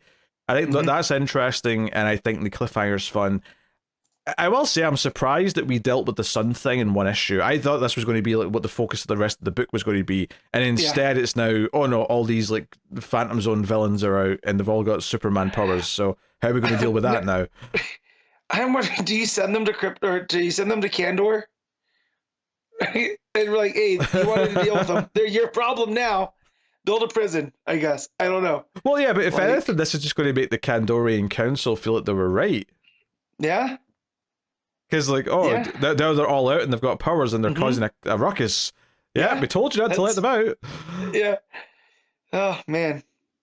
Yeah. Anyway, so pretty fun issue. I definitely think this 12-issue story has felt a lot more fragmented in a weird way, and the pace. I think the pacing's been kind of weird because I feel like the first 8 issues felt a lot slower, but then this one felt really well paced. So it's a bit odd in that sense, but I do like how that time we spent in Krypton is actually feel like it was paying off some stuff here, and I do wonder if there's going to be more stuff that feels like it's paying off the time we spent with Mon-El, the time we spent doing whatever in the Phantom Zone. I could see some stuff feeling like, okay, I get why we spent that time doing that now that we've had some of the end game. But Backup was good again, I thought. So good. It's ridiculous. Yeah, so more of the Mariko Tamaki story with Skylar Partridge on the art. Basically the prisoner is saying, hey, you have to kill me, Kara, and what I was getting from this is that to try and convince Kara that she should kill him, like the prisoner gives her a nightmare, or gives her like a weird. It's like a weird thing where like I was all a bit conflicted as to whether or not this is the real Power Girl sensing that something's happening to Kara, or if this is like Kara having a nightmare, where she's imagining Power Girl trying to break into the ship. I don't think Power Girl's actually out there in space, right? No, but I think she's sensing it, because part of the new stuff with Power Girl is her and Omen do have that link, Okay, right? all right. To that space between, right? So she can punch through reality and create portals and whatnot. But her, Kara did set up a link with her before they left, right? All right, that was the whole point of her going to talk to her. So you're okay. I didn't know this about Power Girl's power set. Yeah. So you're telling me she could have just made a portal and came here to try and help. I don't know if that's how they were going to use it, right? But that's how in the Power Girl book, how they've gone in between different realms, right? I think this has more to do with the link there that she's been able to establish because of the Omen stuff, because of her reality punching stuff. And that's why, again, Kara went to go see her before she left. Yeah, so... I think I'm leaning towards it's more symbolic, like she's mentally trying to break her out of like whatever mental cage she's in. And the reason why I say that is because after we have this weird moment where she's sleeping and she won't wake up and the robots try to like get her up and she's not reacting, and we get the visuals of like Power Girl being on the outside of the ship punching the glass saying, "Wake up, Kara, can you hear me?" We see the ship then crash onto a random planet, right? And the prisoner's crawling out of the swamp, Supergirl crawls out of the swamp after, and there's a moment where Kara is talking to the prisoner, but Power Girl's kind of like behind her, but in like a sort of shadow sort of way, where it's like she's not really there, but it's almost like she's in her head, like talking to her. Kind of thing, and because of that, it makes it feel like, well, if she's not there on the planet with her, I don't think she was there literally in the previous pages either. She's more. I think it's more of a mental thing, right? Yeah. Is that they're there because she senses that Kara's in trouble, right? Yeah. That's what that thing is, where it looks like her spidey sense is going off, right? At the top of that page, and then she gets those star eyes there with the twins asking her what's happening. Yeah. So I definitely think it has to do with it's definitely the mental link. Yeah, it's more her trying to reach her in her brain as opposed to literally being there. Right. But especially since I think it's almost because like the ship that she, how do I describe this? So Kara's in like a bed on this ship that she had with the robot, but in the page where like Power Girl's there and trying to talk to her in the ship, Kara is not actually in that ship anymore. She's in basically like the little ship that brought her to Earth, right? Yes. It's more, or at least it looks more like one of them, where it's just like a little pod on its own, and like she's literally just right outside, like, because there's no glass above the bed she's in with the robot. No. Right? That's in like a big room on a ship. So, so again, suggested it's not just reality, it's more of a mental representation.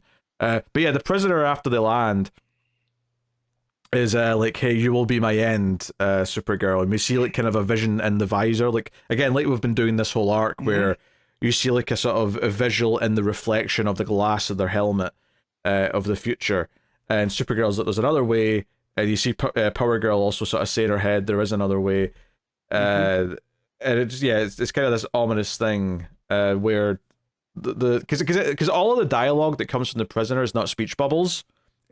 It's all red narration boxes, which suggests that it's telepathic. Yep.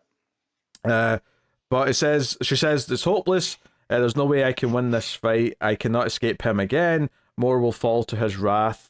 I am the ID, but he is the sword." And Kara says, "Who is he?" And the final page is her saying, "Death for all." And there's this big, like, sort of black silhouette of like a cloaked figure, effectively a sort of Grim Reaper looking kind of thing, but you can see like the other mask like hers where the face is, but inside the black sort of silhouette of like the cloak, it's just all these kind of like skulls. So it's a really cool image. It's like a really cool final page. It is. It looks like a metal album cover, like a death metal band. But yeah, and just the whole idea that she wants out of the cycle. So, but in order for her to get out of the cycle, she feels like she has to die, and it's Kara and then also Power Girl, Paige, and her whole arc, right, that's been on in that book is like her own different kind of Survivors Guild. So the fact that Tamaki pulled from that to use both Supergirls here to be like, no, there is another way, right? You don't have to keep perpetuating the cycle. I really like that.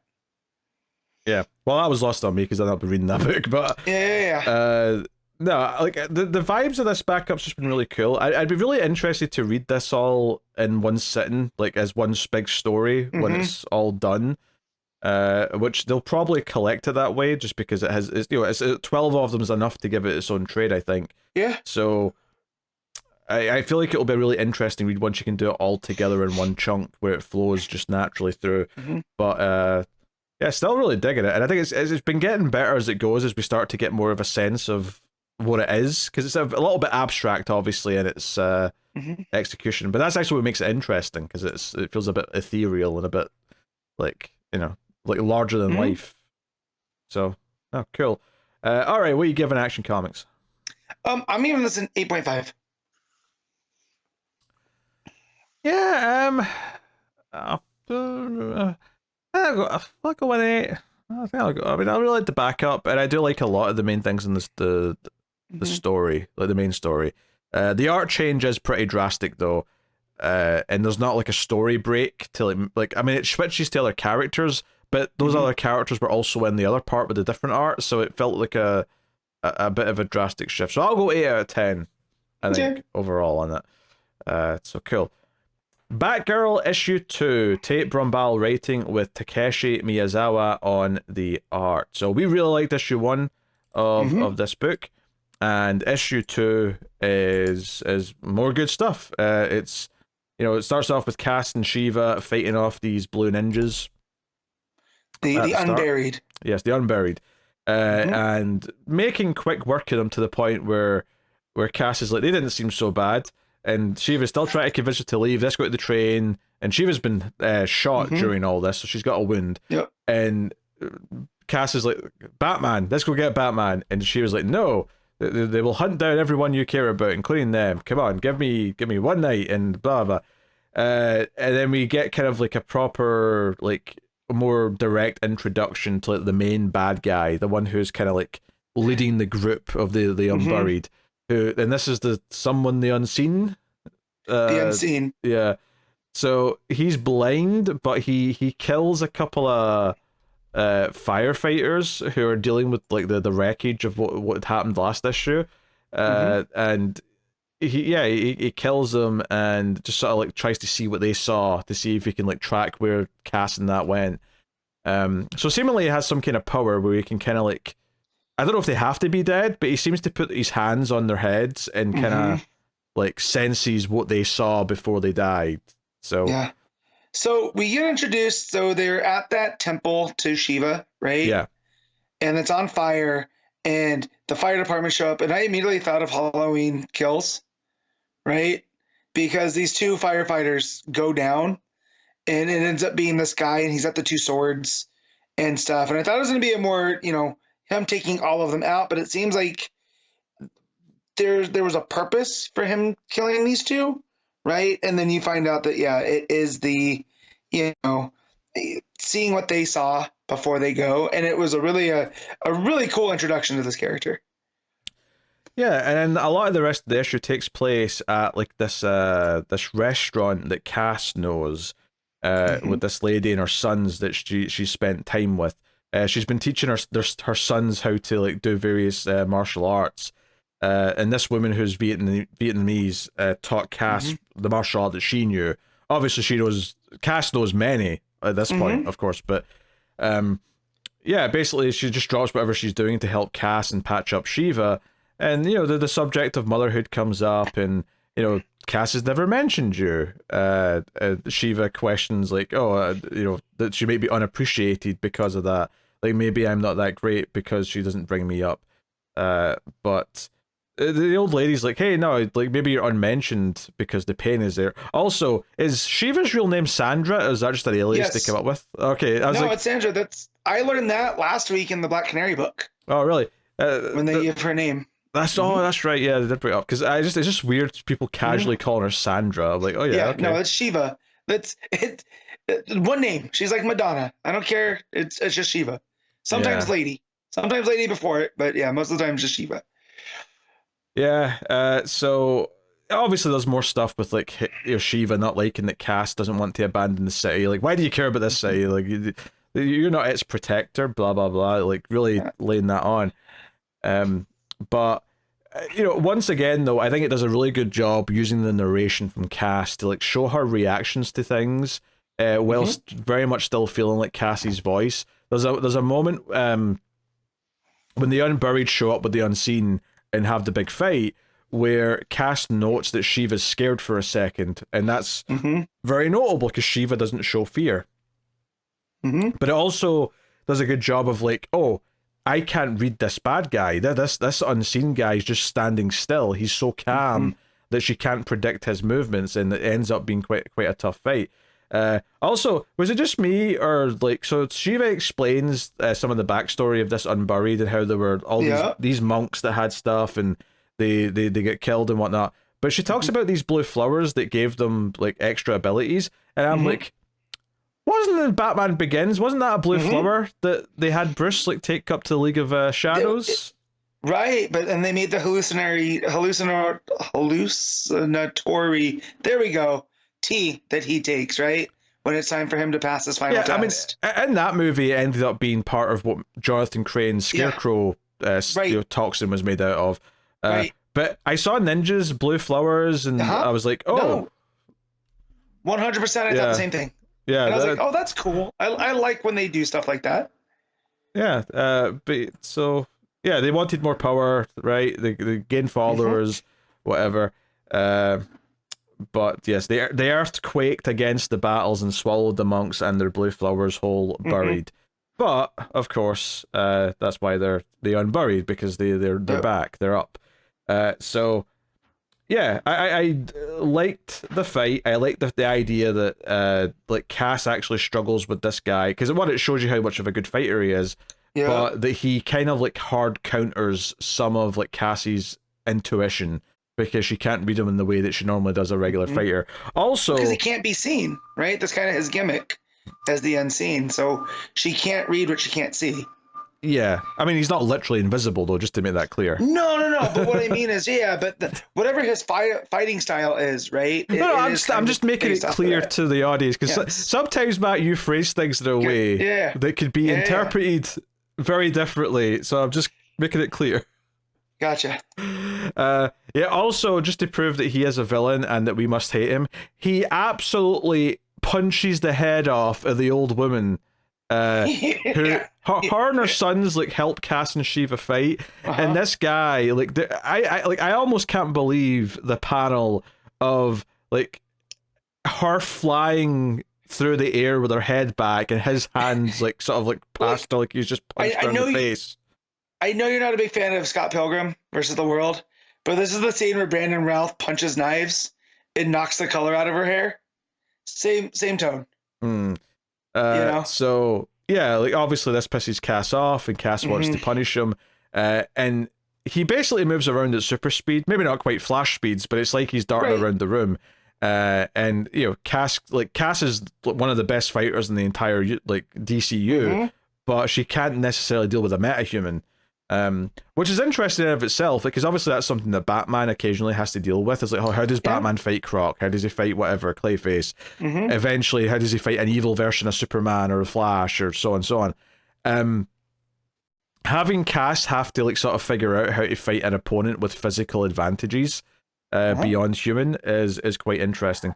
But basically the blow that he's given her has actually harmed her vision for a bit, because she can't see right now at all. I don't even know if it literally harms her vision. I guess you could just kind of read this as he's dazed her, so she can't like process, like, when she says she can't see something, what she means is she can't like look for the movements and predict the next things. So I think it's really just her way of saying that she's been knocked loopy and she's not effective right now, and like Shiva has to actually pick her up and like carry her out of there. So I don't know. I thought it I was don't good. know. I do think that, judging by the art on the second to last page, with her eyes darkened, I think she's for the moment blinded, right? Mm. Because she's talking about which one, and she needs Shiva essentially has to carry her out of there because she can't see. At least that's how I read all of these. Yeah, But we do get the fun poetic where at the beginning she says, "I'm no oracle," right? Comparing herself to the first Batgirl to Babs, and then at the end here she's like, "I'm no oracle. I can't read the cards."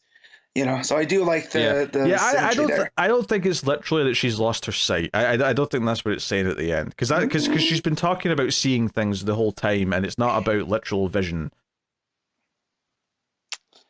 I know, I get that, but I also think that the story, I think where it's going is she's going to have to, her arc through this is going to be learning how to fight without that reading of, you know what I mean? Without the reading of the people, and that's going to be her lesson through this, because here with the old lady, right?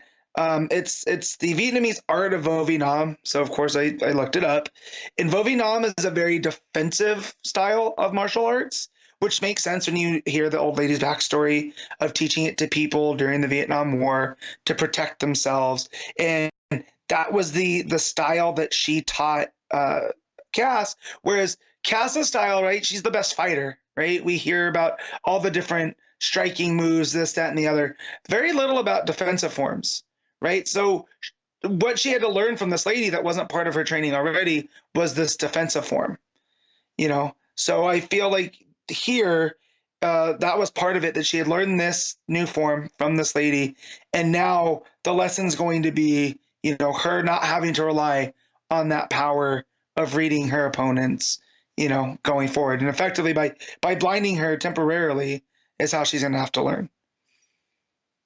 Okay, I wasn't sure what most of that had to do with the point you were arguing against until the very end. Well, it just shows back that she's not, right, for being like one of the greatest fighters, right? She can always still learn. And there's always that aspect to her, and her going into that restaurant. No, that's not sure. just for the food, I get what you're saying. I'm just none of this has anything to do with is she literally blind or not right now. I just don't think she's literally blind. I think it's more I just don't think she like that. See that final panel where she's looking back? She does not look blind there to me. She looks like she's looking back because she can see things. Her eyes look so black because her face is covered in that stuff.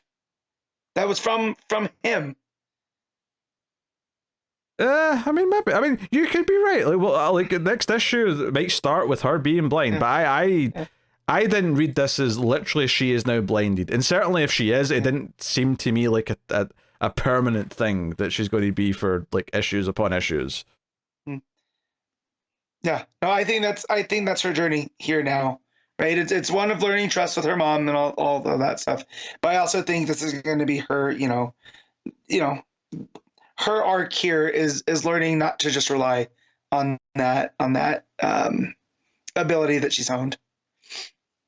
No, I mean, I think that part is right. I think it's going to be about her not relying on the same skills she's always used. I think it's going to be about her getting outside of her comfort zone.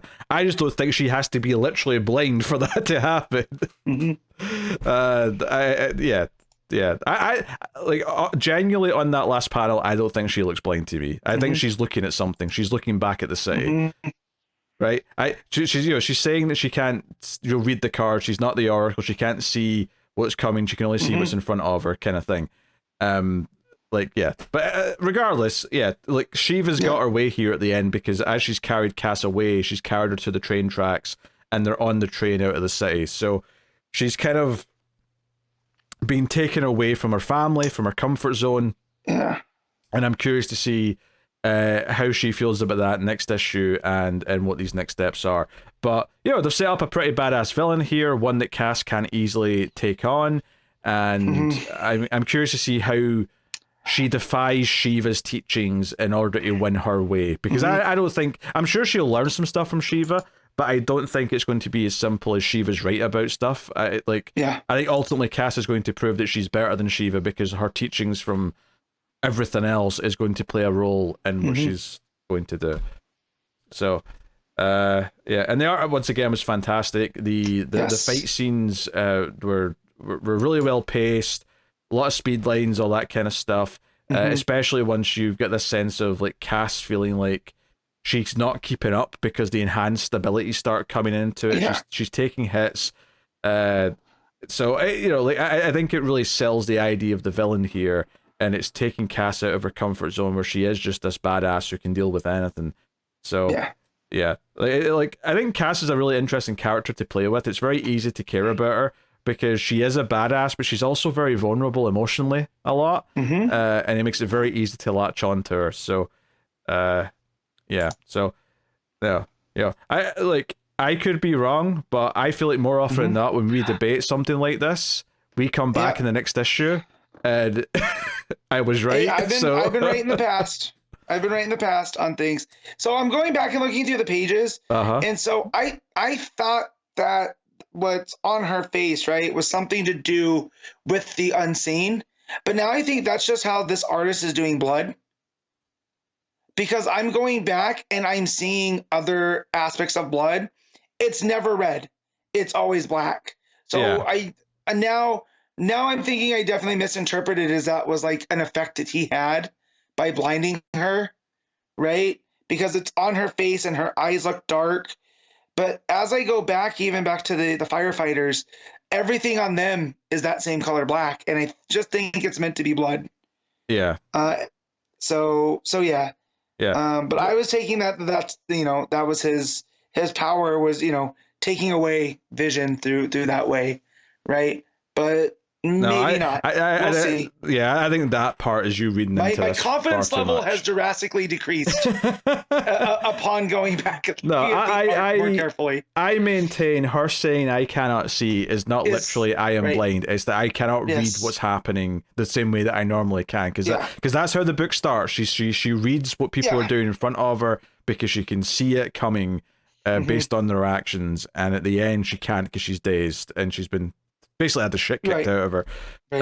So yes, because I'm looking at the all the other guys, and when there's blood involved, not just dealing with the unseen, they're black flecks, almost like ink flecks. So so I interpret that as like not a special power, but that's his thing.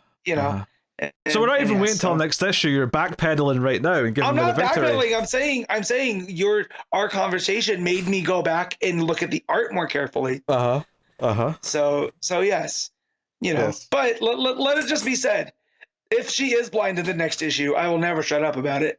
So just know. That's fair. That's fair. Yes. But if she isn't literally blind, I will never shut up about it. That's fine. Okay. Yeah. All right. I mean, Cass is one of your characters, so if I was wrong about something with Guy Gardner, I would go extra. So I get it. Also, there's one final page where the unseen basically comes up and like demands to know where Cass and that went, because like the entire family's on the ground, and like one of the sons is like reaching out for his mother, who I'm not sure if she's dead or if she's just lying there unconscious, but he does say 3 lives were lost today already. So there were 4 people in that family. Well, I wasn't sure if he meant them. I thought he meant the 2 firefighters plus you her. think that too? Yeah, well, that's just, I assumed that because I thought that's just he meant everyone that he'd killed that day. But you could be right. It could be, the other 2 sons and her are dead, so it's just this one guy that's left. That said, though, if it's just him that's left, he has no reason to tell him anything. Right. Like, well, kill me. You've already killed my whole family. Just put me out of my misery then. Yeah. But yeah, we'll see. So, very good. I think the first issue was so focused and was such a good little window into Cassie's mind. I think this issue did a great job of establishing the villain and the threat, and it felt like a big deal, something that Cass can't easily defeat. So it's setting the pieces up. It's extremely well paced. The art is pretty damn good throughout. Very little to complain about here, Matt. What are you giving Batgirl issue 2? I'm gonna give this I'll give this an 8.5. That's a 9 for me. There you go. 9. I'm not blinded by its beauty. You are not unseen. Birds of Prey, issue 16, legacy number 214. Kelly Thompson writing with Sami Basri, I should say, on the art. So yeah, Cass is trapped in this like evil secret lab under the building with the monster, which she actually deals with quite quickly by simply hitting off the collar that's controlling it, and then gets a new pet, seemingly very quickly. So I was thinking this should be more of a werewolf, and now it's a dog monster. So that was a nice shift. Oh yeah. You know. So yeah, she deals with that in the first couple of pages, and it's like okay. Also, you said a new pet. This used to be a woman.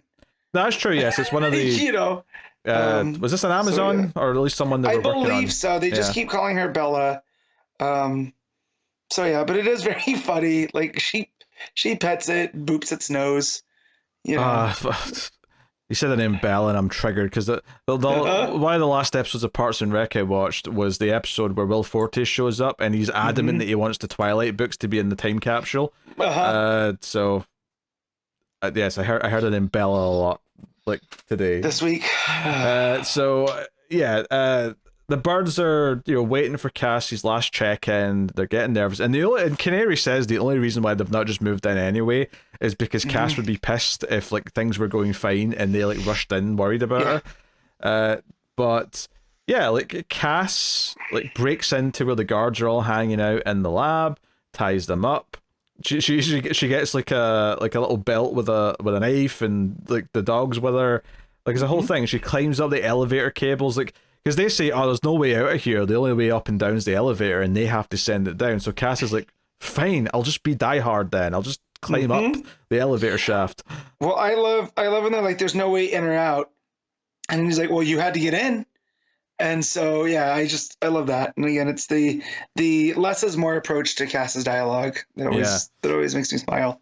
Yeah, and she confronts all the the evil hippie and the other business people that are in charge of the company in this sort of lab area. And he makes a big speech at one point, what they're doing and like making super soldiers and all that, and they're impressed by her, like, oh, you were worth your weight in gold here.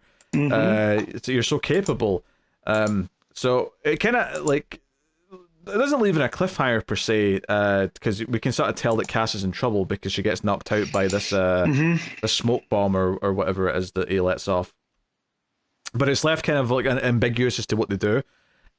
So we go back to the birds. They hear a little bit of like communication from Cass, which made me think, oh, is she okay? Is she getting getting the word out? Maybe. It's a misdirect though, because they boom tube into the lab, right? And I loved the panel of Barda yelling, where it's not in a speech bubble, it's just all block capitals. Run, cowards! If Barda touches you, you will beg for the sweet release of death. Because they see like the big test tubes and like the Amazons and the chambers and whatnot. Yeah, all really good. A bunch of like modified Amazon soldiers come in, all with these like masks on that are controlling them, presumably. Yeah, they definitely look venomed out on top of everything. Yeah. So this gives them people to fight. So we get this fight scene between the various characters. It's good stuff. Canary uses her cry to knock them down. Yeah, and so they're also filling the room with gas, and they're all wearing gas masks. So Grace points out we got to knock the masks off of them. So we get some of that, and that's when we get the canary cry, which is rad because we get the full, like Grace and Onyx are both on the ground covering their ears, and Canary's in her full pose, but Barda's just standing there like it's a light breeze. Yeah, but Barda is unaffected. Yeah, I actually like that touch as well. It's such because it's so chaos, and she's just standing still amongst it. Makes her look like more of a badass than she already was. Yeah, so the end of the issue, the big cliffhanger, is they're trying to find out where Cass is, and the cliffhanger at the end is that Cass shows up as a jacked up super soldier monster, and Barda looks up at her and goes, "Small bat." That's the cliffhanger for next issue. Yeah, I mean, yeah, it's the follow up to last issue. It's almost, and I don't want this to come across negatively because I really enjoyed reading this, but it is the middle chapter of the arc. It's the next part of it. It's I enjoyed Cass being inventive and still try to save the others and immediately befriending the dog monster lady. But then, I enjoyed the birds coming in concerned, and Bard's concern for Cass is really endearing. Some fun stuff there, and the cliffhanger's fun too. But I don't know if I have as much to say, about the construction or about things running throughout the book like I normally do. It's just really solid. Next chapter. Yeah, no, I definitely thought I got swerved a little bit because I thought this issue would be more about her running from that creature. So the fact that she turns around and befriends it, I thought that was a nice little twist here. And then just the whole idea, this hippie guy, man, he just sucks. He's a very effective villain. Oh yeah. Because he just seems like this squirmy type guy that he comes up to her with the namaste hands, right? But then, in his wrists, there's, all the, it looks like one of the control collars, right? That Bella was wearing. So, which does raise an interesting question: is that the Bella dog is still separate because she doesn't come to the lab with Cass when Cass gets knocked out. So I suspect that dog is going to jump in and help the birds. Next issue. Yeah. That's my guess at this point. Yeah, anyway. But yeah, so just a lot of fun action sequences from Basri too throughout, and everything just solid, which is the book. And this was a nice breezy read on top of it too. On a week where I had a bunch of, so I appreciate that at least these books, that Kelly Thompson writes, they do move. There's never a lot, so I'm thankful for that. Also, any more Barda awesomeness, I'm always here for that. I am glad she's a big part of this book. Yeah, it does that smart thing as well, where the scenes are kind of color coded a little bit, where each time we're in a new location, there's a very different color scheme. All the stuff towards the end's all pink because of the gas that's in the room. So there's lots of pink coloring and tones in the backgrounds in the room and all that. Whereas earlier on, when they're in the lab, it's all white and clinical, light blues, that kind of thing. When we're in the lower parts of the prison area of the lab and it's Cass and the dog, it's all yellow. It's all these orange glows and lights. So it makes it very easy to kind of feel the changes in the scenes, but also it makes it easy to remember the scenes, bizarrely, just having distinct color schemes for each part. No, it does. Kind of Batman was kind of like that as well with the colors. We were talking about that with Fornes. So sometimes some books do it more subtle than others, where it's just a slight difference. Some do it, more like this, where it's it really feels like these are the yellow pages, these are the pink pages, and so on. But yeah, all right. What are you giving Birds of Prey? I'm gonna do this an 8. Yeah, it's just another great issue. I don't have as much to say about it, but I don't want that to sound negative because it is just a good time. Yeah. So. Cool. JSA issue 2, Jeff Lemire writing with Diego Olortegui on the art. So I enjoyed this quite a bit. I really like spending time with all these characters, and I like kind of the fleshing out of what happened to them on the build up. But I will say this, I do think the structure of issue 1 and 2 of this book is kind of weird, because this issue effectively is all flashback for the most part, and just kind of ends almost like we're back in the same place at the end of issue 1, Yeah. It kind of Pulp Fiction's it, right? Where we had the different perspective of what led us to that point. Yeah. I almost wonder if it would have been wise to restructure what's in issue 1 and 2 a little bit. Maybe it's because they wanted to have the big reveal at the end of issue 1, so they felt they had, Lemire felt he had to do it that way, but... That's what I feel, because if you know that what's his name? Why am I drawing a blank? I love the dude. The mask. Johnny Sorrow? Johnny Sorrow, thank you. Okay. I kept wanting to call him Johnny Thunder. I'm like, that's nobody's name. The Shaquem Thunder, but that you want to have that reveal that he's Obsidian. But if you do that early here and you know that Obsidian's been affected, then it's not. But no, I like all the pieces to this. Just, you're right, maybe that the way they went about it was a little bit wonky. Yeah, because the book starts a week ago, and it's okay, this is Jade, the young Dr. Midnight, and Sand are dealing with a crisis, a little situation, where it's basically like an opera house where all the people in it are all floating, and there's nothing, there's no reason seemingly for why it's happening. It's a complete anomaly, and then it just kind of turns off. They all just sort of fall, and they have to grab them quickly. And that's what it is. Meanwhile, young Wildcat, Jesse Quick and our man are looking into something else at the was it Ted Nightsold Observatory, and they're like, oh, they stole something from here. It seems to be Cobra. There's a big Cobra sign painted on the wall. Although that feels so obvious that that might be someone misleading them, if I was to guess, just because like. Yeah, why are they leaving a calling card? I mean, I guess they would, but the lady behind Cobra, though, right? Isn't she part of the Injustice Society? oh, that's true. Yes, right. Yeah, because I thought also why leave fingerprints? Because I thought she was Copperhead last time. That's right. Right. But it wasn't. Right. It was Cobra leader. Yeah. Yeah. I did have a moment when I was reading this scene where because they mentioned this is Ted Knight's old place. And I had this moment of like, there's too many Teds in DC because they said Ted Knight, and I went, oh yeah, Blue Beetle. And then I paused for a second and went, oh no, wait, no, that's Ted Kord. Ted Knight, who's Ted Knight again? And then I'm like, Wildcat's a Ted. It's not him. Yes. Oh no, Starman. That's the one I'm looking for. Yes. It took me a good 20 seconds to get to Starman. It always cracks me up because Jack Knight is such a comic book name, but that's his son. Like Jack Knight feels like it should be the first Starman's name. Not the James Robinson, character. It's just one of those weird things. But yeah, I had to think too. I was like, Observatory. Oh yeah, Starman, the Cosmic Rod, all that fun stuff. Yeah, just a little bit of all these characters. The funny thing is though, is that knowing Obsidian isn't actually Obsidian unless there's like a little bit of real Obsidian as well here. It did make reading some of these scenes a little bit weird.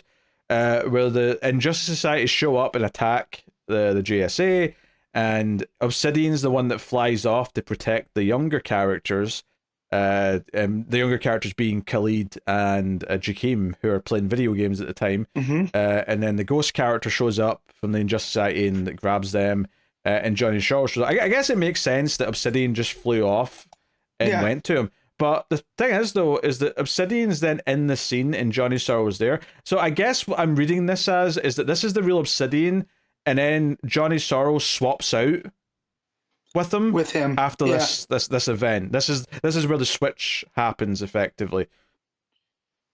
Because they all get pulled to the because Wotan's doing his spell, Fate's doing his spell, and they end up in this not quite Tower of Fate.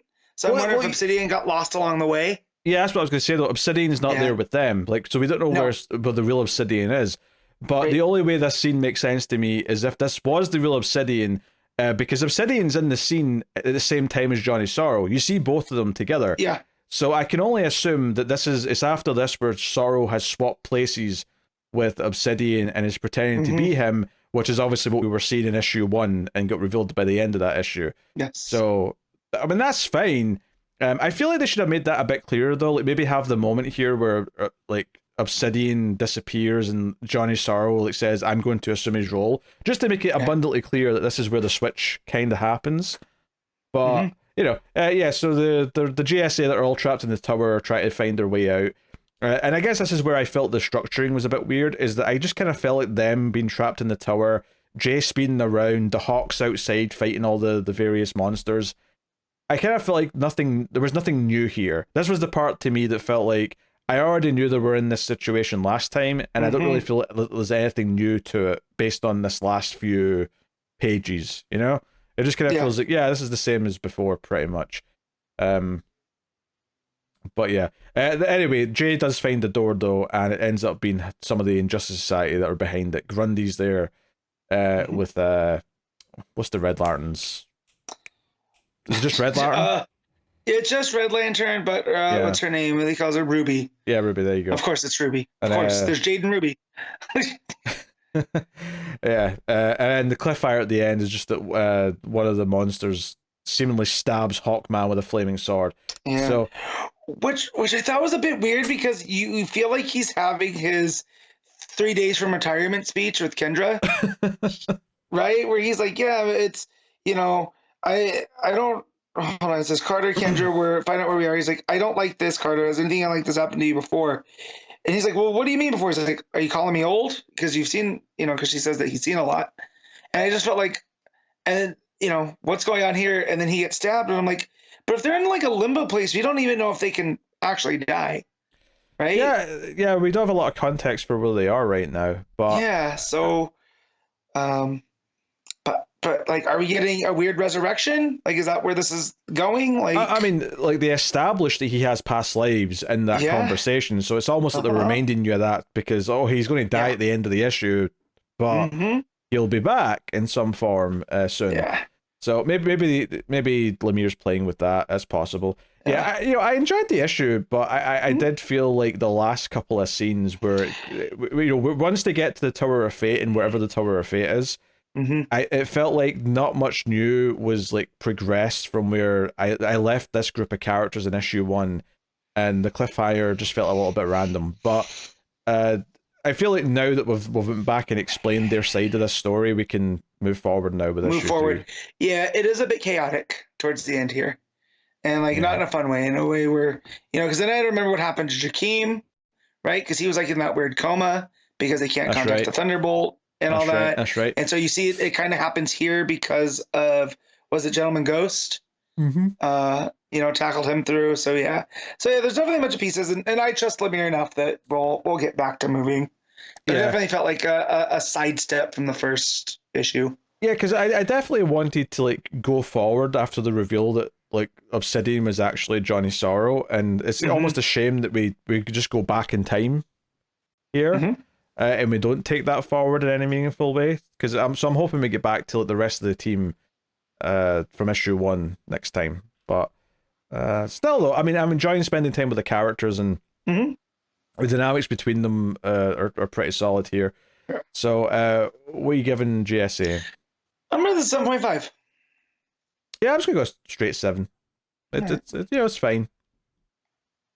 But complaints that I had previously mentioned. So Shazam issue 18, Josie Campbell writing with Dan McDaid on the art. Mhm. So this is the 3rd issue of this arc, and things are kind of really going down. Mary is effectively being held captive, fighting these big villains, the big robots and whatnot. The Monster Society. Yeah. They're all taking turns attacking her and Hoppy. Yeah. Right? And Georgia Savannah is monologuing at her and all the rest of it. And Mary's even like, why are you doing this? These are monsters. You're not a monster. And she's like, you're wrong about that. I am a monster. She's just oh, what a sweet thing to say that she rips open her shirt, Superman style. She has one of her phones implanted in her chest. And She then wasn't totally wrong. She blasts Mary Marvel with what looks like radiation or something. It's like a bat signal's behind her, but it's like a green light that's clearly hurting her. It definitely reminds me of what created Dr. Manhattan. Oh, right? sure. I can see that. So yeah. So Billy and the captain can sense that something's going on, that Mary's in trouble, and they also hear from the others that Freddy is in the process of trying to kill people, homeless people, because they're, as far as he's concerned, they're a waste of space. And like I think there's like a line from the TV here from like the villainous propaganda that says it's not violence when you're cleaning up the streets, then it's just justifiable. So the captain shows up to stop Freddy and his weird reign of terror. There's actually a really great page here of like 4 vertical panels where Freddy punches the captain, and he goes like through a building sort of at an upward angle, and each like panel's like the next stage of it. So panel 1's the punch, panel 2 is like the Captain Marvel flying upwards, and then the next panel is like he's going through floors of the building, and then he's like falling down in the last one. I thought that was a really cool page. It was a very cool page because you're following it very clearly. The trajectory's all there. And then Freddy comes up and swats him back down, right? Yep. He's at the top of that last column. Yeah, and Freddy beats the crap out of the captain and like sort of wraps like a fence around him, and the little voice inside the green bolt on his chest is talking to him. And what's interesting here though is that Freddy's narration starts to like beg for it to stop. He's like, why can't I stop? I don't want to go this far. But then the green narration box of the the entity in his chest is like, no, like this is what we want. This will give us everything. This is how I get in. It almost feels like if he drives Freddy far enough, he'll eventually be able to just take over completely. Yeah. And the more that the green text talks, the more it focuses on inside Freddy's lightning bolt, the thing that he put on there, what they went to Festus to talk about. It's growing like a face almost, right? It looks kind of like a skull, or like a bug, like an exoskeleton kind of face. And the more that Freddy tries to fight it, the more personification it starts to take. Right? I thought that was a fun touch. Yeah, and Freddy's narration by this point is basically begging, please don't do this. No, Billy. So he's in there begging to not hurt Billy. So Freddy's really in there. And it's actually an interesting reveal is that the captain kind of disappears from the scene, and it turns out in the next page that the neighbor character, the girl whose name I'm forgetting. Yes, I'm looking it up because he says it to her. Yeah. It's not coming up right now, so we'll. I mean, it doesn't matter. Of course, it's the neighbor. Yeah, it's the neighbor. It doesn't matter. She has picked him up in her car, and is driving the captain, and Billy chooses to say Shazam to save the captain because the captain's dying, and the captain's like, I'm not a real person anyway. I'm just a potential of what you can be. But Billy's like, no, screw that. I'm saying Shazam. People I care about have left me before. I'm not letting it happen again. So he Shazam. So now the neighbor girl actually knows that Billy's the captain, right? Because she turns around and she sees him. He's like, wait, you're the captain. And he's like, hey, you're going to have to keep a secret for me too, right? And he's like, hey, I need to go and save Freddy. So he convinces her to turn around, and she screeches the car around. So I really like bringing her in as more of a recurring supporting character, especially since she might be a love interest for Billy potentially, if that's where we're going with this. Well, and there's definitely a triangle between her and Freddy and Billy, right? Because we know that Freddy's really into her too. By the way, her name's Bo. I finally found her on the page. Yeah. Yeah, I mean, triangle may be a bit of a strong term just because I never really got the feeling that. I mean, maybe she'll end up liking Freddy instead, and maybe it will be more of a triangle. But at least so far, it feels more like just Freddy got jealous and wanted to impress her instead of Billy, with the van and whatnot. But the Shaz van. Oh yes, how could we forget? Meanwhile, though, the robots from the Monster Society are blasting the city with this green gas, and Mary apparently has been teleported to the moon. That's what it looks. So, I think so, but also, from what I know about Mr. Mind, is he's from Venus, right? So. Oh, it could be Venus, yeah. Yeah, so the distance from the Earth that we see in the background there looks further than the moon. So I'm wondering if part of this plan is to bring more of Mr. Mind's kind. I'm not convinced you can tell that from comic book art how far it's meant to be. But what I would point out, though, is that the color of the ground does not look like the moon, which is why I questioned it, because it's not that sort of typical grey white. It's more of a yellowy. I was like, so Venus.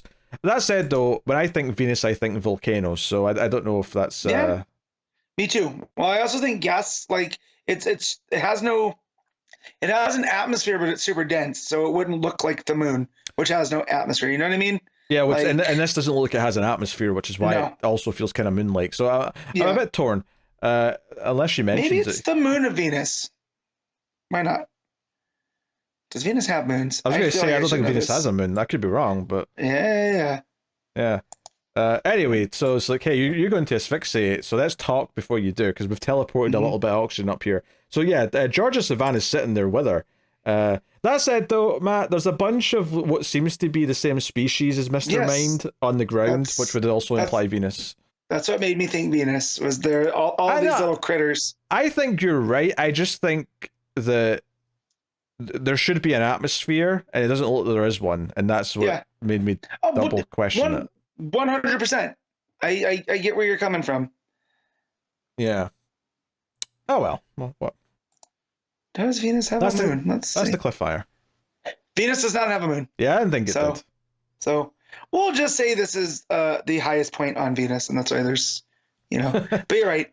Volcanoes, all that other type of stuff that we learned. But again, it's also a talking space worm. It's Mr. Mind, centipede, whatever he is, So, and it doesn't have to be biologically accurate.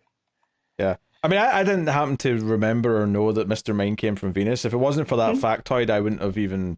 Like, I'd have just assumed it was the moon. But, yeah. Again, we engage in comics very differently. Yeah, I don't have an encyclopedic memory like you seem to for weird facts. Yeah. It's called factoids, and they're fun. It's like a flash fact. That's why I always feel like I loved Wally West, because he would start with, like, flash fact. I do the same, but when I call it a Matt fact, my family gets very annoyed. So, You should be saying there is as a matter of fact. Hey, I like that. I'm gonna try that out at Christmas. Yeah, you emphasize the mat and matter. Yeah, matter of fact. Ding. All right, bloody hell. Yeah. No, I enjoyed this issue. I think this story's been I mean, I like the subway stuff from before, but I think this one's really ticking. It feels like it's doing a lot with Freddy. So like I like that they're developing the neighbor character into a more recurring, prominent role. That stuff's cool. The art is good. It's not amazing. Like Olortegui is kind of serviceable at times, but there are some good layouts. Like we said, that punch through the building is like a really memorable moment in the issue. So, no complaints there. And I do appreciate that, like Mary and Georgia having more of a one-on-one thing is also giving. It feels like the three main family members all have a good amount to do in this arc, which is nice. They all feel like the main character. Yeah. Right, which is kind of a fun balance to do in a book like this. Yeah, so curious to see where we go next time. But what are you giving Shazam, Matt? I'm going to 7.5. Yeah, I mean, you're probably about right, I think. I could maybe be tempted to bump it up today. I think if the art was just a little bit more my taste, I probably would bump it up. But I think I'll agree with the 7.5. As it is. So, all right. Poison Ivy, issue 28. WIllow Wilson writing with Marcio Takara on the art. Take it away, Matt. Yeah, so where we last left Pam, she was surrounded by the Green Knight members, and they're all telling her she's the Messiah. And she's like, how do you know this? And they're like, well, the what do they call her? The first disciple had a dream, and it was a dream about Pam defeating Woodrue, and that this she would be clothed in a living armor and vanquishing the false prophet, who would have led them to death and destruction. So, she's like, okay, that's super weird. How does anybody know this? And she finds out from this member of the organization that they started in Seattle, where Pam started, where the whole idea with the fungus was going to pop up.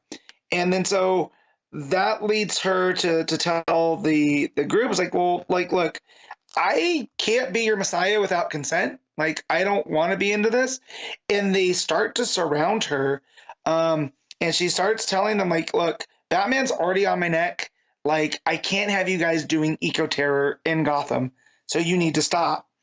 And that's where, like, well, no, you're supposed to lead us. And like zombies, they surround her, so she has to go into, like, a defensive maneuver where she hits them with a low grade of toxin, so they all pass out. And through her narration, she's like, oh, they'll be fine. Like, I hit them with a low dose. They're going to have some really weird dreams. Hopefully that keeps them off my back. So she gets out of her poison ivy form back into Pam to try to, duck for cover. And she starts heading back to the marsh town. And as she's going, she feels like she's lost her way.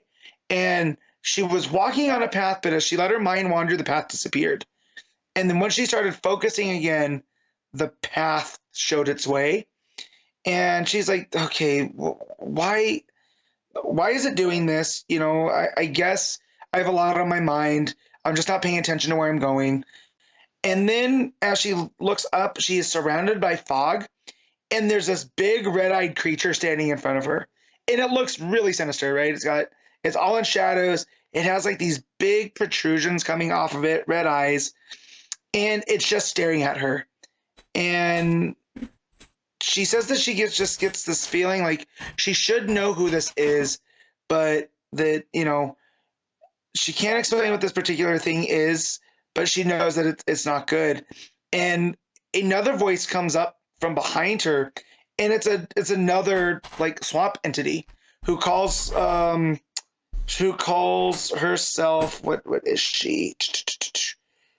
I can't find it. It's the Venus of the Bog, or the Bog Venus. And she's a member of the Parliament of the Trees, and she lets Pam know that creature that she just saw was Xylon, who's the shepherd of the gray. So essentially, the gray is to mushrooms and fungus what the green is to plants. And that the Bog Venus explains to her that when Pam did the Lamia spores, it broke this truce that the green and the gray had, that they wouldn't mess with one another. So when Pam came and put them together so she could create her plant zombies, it upset the gray, and now the gray have sent out their swamp thing basically to make things right. The Bog Venus is like, I'm not here to scare you, but there are consequences to your actions, and I'm here to warn you of it. And so Pam starts arguing that, like, I never chose this, like the powers came to me. And the Bog Venus was like, well, yeah, it's this defiance that led you into this, right? Is that we can feel in the parliament that the parliament needs change, but you have to accept that change. Like, we're not just going to give you access to the green in that way because you're reckless with it. She's like, once you figure this out, you'll know, and we'll reach back out to you. And her parting words to Pam are, not every obstacle is a punishment. Sometimes it's a gift. And the fog dissipates. Pam starts finding her path back to Marshview. And as she comes up onto it, there's a big knock on the door. Wakes up Janet from HR and Killer Croc, who apparently have just had sex. Janet gets up in a very sitcom-y style, trying to cover up, put clothes on. She ends up putting her shirt on backwards and totally acting like, in that over the top. There's nothing wrong when there's clearly something wrong. Croc is a little bit too shifty, and even Pam notices, and she's like, "What are you two up to?" And Janet's like, "No, I'm always like that. Ever since I've been hanging out with you, it's made me manic and super weird." And Pam was like, "Yeah, that checks out." And Croc makes a hasty exit, and she's like, "Well, why are you sneaking away now? I thought you guys were here to help me." They let her know that they found something going through the sewers, and that it's big, but they're not quite sure what it is. So Pam's like, "Well, I'm gonna go look for it." And Croc and Janet are both like, "Well, no, we're not going with you. We have stuff to do." So Pam gets upset, realizes that, like, if it's this big thing that doesn't want to be seen, it's probably not dangerous. So she starts going through Marshview, and it seems like the closer she gets, we get more of this, a closer view of this figure, and it almost seems like a swamp thing. Like, it has the big kind of hulking shoulders. And yeah, so after not being able to get a clear view of this thing, she goes back and decides, like, hey, I have to go back and deal with the Green Knight group. But at the same time, I feel like, from what the Green is telling me, I'm supposed to stay here in Marshview because it's calling to me. It's where I'm supposed to be to solve these. And as she goes to leave, the fog comes back, and she keeps walking, and when it clears out, she's in Seattle. So she's been transported to, kind of where everything began and ended. And yeah, it's the art by Takara is fantastic. Like some of these creatures are super moody. Xylon, is it Xylon? Xylon, the Shepherd of the Grey, looks like a cryptid. He kind of reminds me of like Mothman or a Bigfoot, but just with these, kind of spiky things coming out. And just his art with these monsters against just how gorgeous he draws the people. Like even Croc, there's a certain quality to him. It makes those creatures feel even more otherworldly. And then all of the action in the front with the Green Knight is full of tension, and when it ends with Pam standing over them, it's almost like kind of poster quality of an image. Like it kind of, if you get rid of the text, it kind of looks like what you would think of Poison Ivy of, right? She's this beautiful redhead standing over, these people that she's defeated.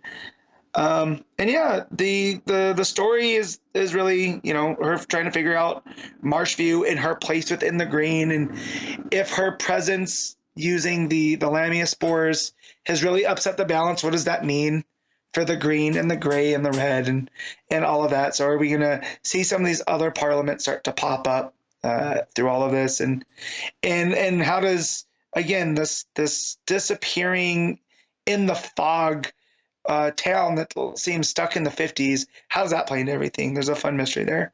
So I'll give Poison Ivy an 8 out of 10. All right. Two-Face issue 1, Christian Ward writing with Fabio Veras on the art. So yeah, I wasn't sure what to expect from this, honestly. Obviously, we did read that one book or two books by Ward.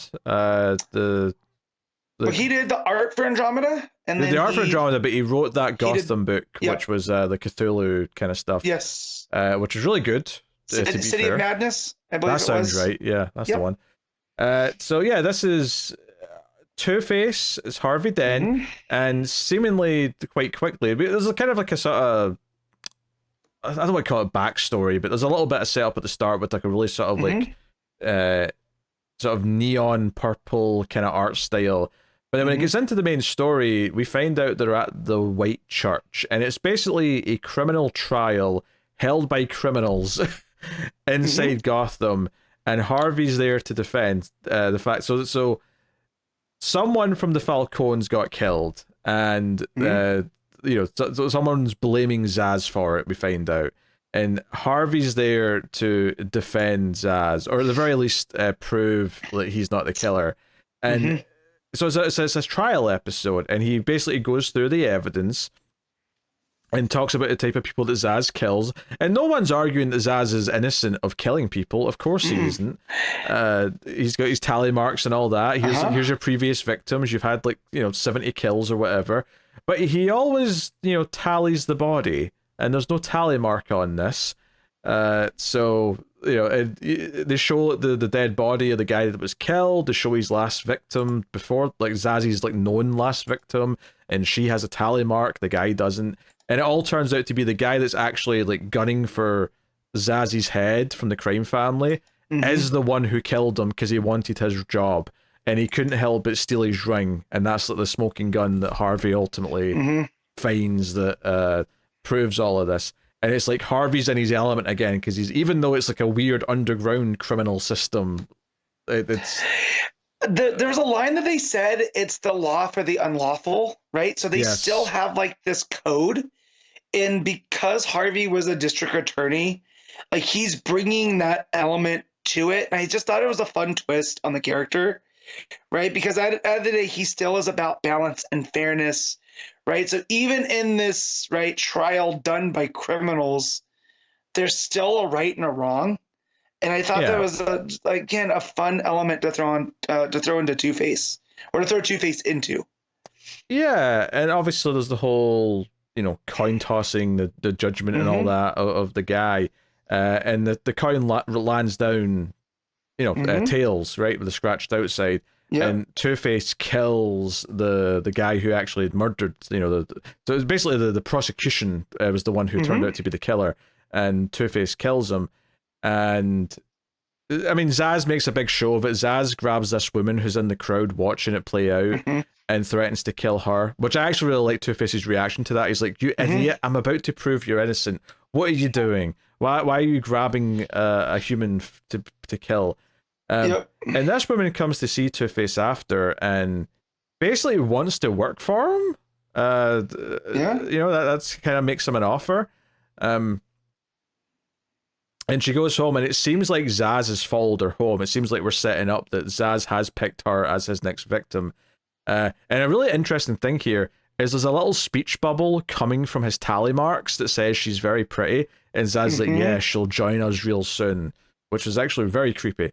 But the big thing for me, though, at the end of the issue is that Two-Face, it turns out, is actually, like, Harvey's keeping the Two-Face persona locked away, because the opening of the book that did the backstory kind of like made it clear that this other personality that Two-Face has, the Two-Face personality, that was already in there. And I've always read it that way, that this is a mental illness, that the accident with his face kind of unlocked it, but that temper was always there, that other side to him was always there. The end of the issue, it turns out that he's actually been successfully keeping it locked away. He still talks to him. We still have this dual like conversation between them. Yeah. But Two-Face points out eventually they're going to realize you're faking me. So in the other parts of the issue where he went angry and pretended he was the Two-Face persona, and when he kills the guy, it's actually just Harvey pretending to be the Two-Face persona, which is a really interesting dynamic, that he's keeping the real Two-Face locked up internally, but he's having to convince the other criminals that he's still the dangerous Two-Face. But it also explains why he's in his element, being a lawyer again, being an attorney. Yeah, because they tell him you're not a district attorney anymore, and he's like, "Yeah, I know, but still, that's what the Two-Face tells him." But I like it because it's also in a typical Two-Face story. It's Harvey trying to sell to who we think of the good guys, Gordon, Batman, whoever else, that he's not Two-Face anymore. And in here, he's trying to tell the villains that he is Two-Face, but he's really Harvey. Yeah. And so it's an interesting dynamic. And when he's talking to like the Two-Face persona towards the end, and he's talking to him in the mirror, it's a really nice touch that in the mirror, the Two-Face persona is like all Two-Face, like he's all the Burnside, which is really interesting. And then the final page shows that he's like in a prison cell inside his own mind, and they sort of represent this with like a half, like sort of, imagine like the Sphinx or something like that. It's like a big like Harvey Dent face built of brick in a desert, but it's only half of the face, but the prison cell that Two-Face is locked in is inside this weird, monolith looking thing. Yeah, and this is a fun thing that I looked at too, right? Is that the scarred face is the left side of the face, right? Yes. So the normal side, the Harvey side. And Ward, being a artist by trade, right, keeps that dynamic all throughout when we see it. So when we see this half of the face, it's the right side. That's this like the Sphinx thing. Yeah. Right. So it is a representation of Harvey keeping the Two-Face persona locked inside on that. And I just thought that was a real fun, tag on a tag. Yeah, I think this was a really good issue. I mean, the art's really good for a start, and really kind of nails the kind of the drama of the court case, and then the more out there stuff with the representation of what's inside Two-Face's head, and even just keeping it, because this could get very confusing very easily, is him talking to himself in the mirror, but the one in the reflections, like all the burn side or scarred side, like it could get very confusing very quickly, but it keeps everything straight and you understand it. But I actually found the murder case that he's doing in the middle compelling. Like I actually was quite interested in. Obviously, Zaz is not a good guy, but it does make sense that a criminal would use Zaz as like a scapegoat. It's like, well, yeah, Zaz is a crazy man. He killed him. Let's deal with that. But it's all just the front for him covering up his own murder. Like I enjoyed all that, but where I really liked it though was that last third where it kind of became okay. This dynamic of Two-Face not being in control, it's actually Harvey, plus this like extra threat of Zaz like hunting down this woman who wants to work for Two-Face. Super interesting. Who, for the record, has like a hearing aid, I think is what they reveal here at the end. when she's taking a hearing aid out. Oh, I did not notice that. Oh yeah. Okay. Yeah. The scars talking to Zaz. I don't know. I haven't read a ton of Zaz, so if that's a new thing, I really like it because it adds the creep factor. And also how he keeps a razor blade in his skin that he uses, and I was just like, he's creepy, and so yeah, just the whole thing where Harvey's like, yeah, he's a murderer, but he didn't murder this guy. Again, I thought that was a fun little part of the story.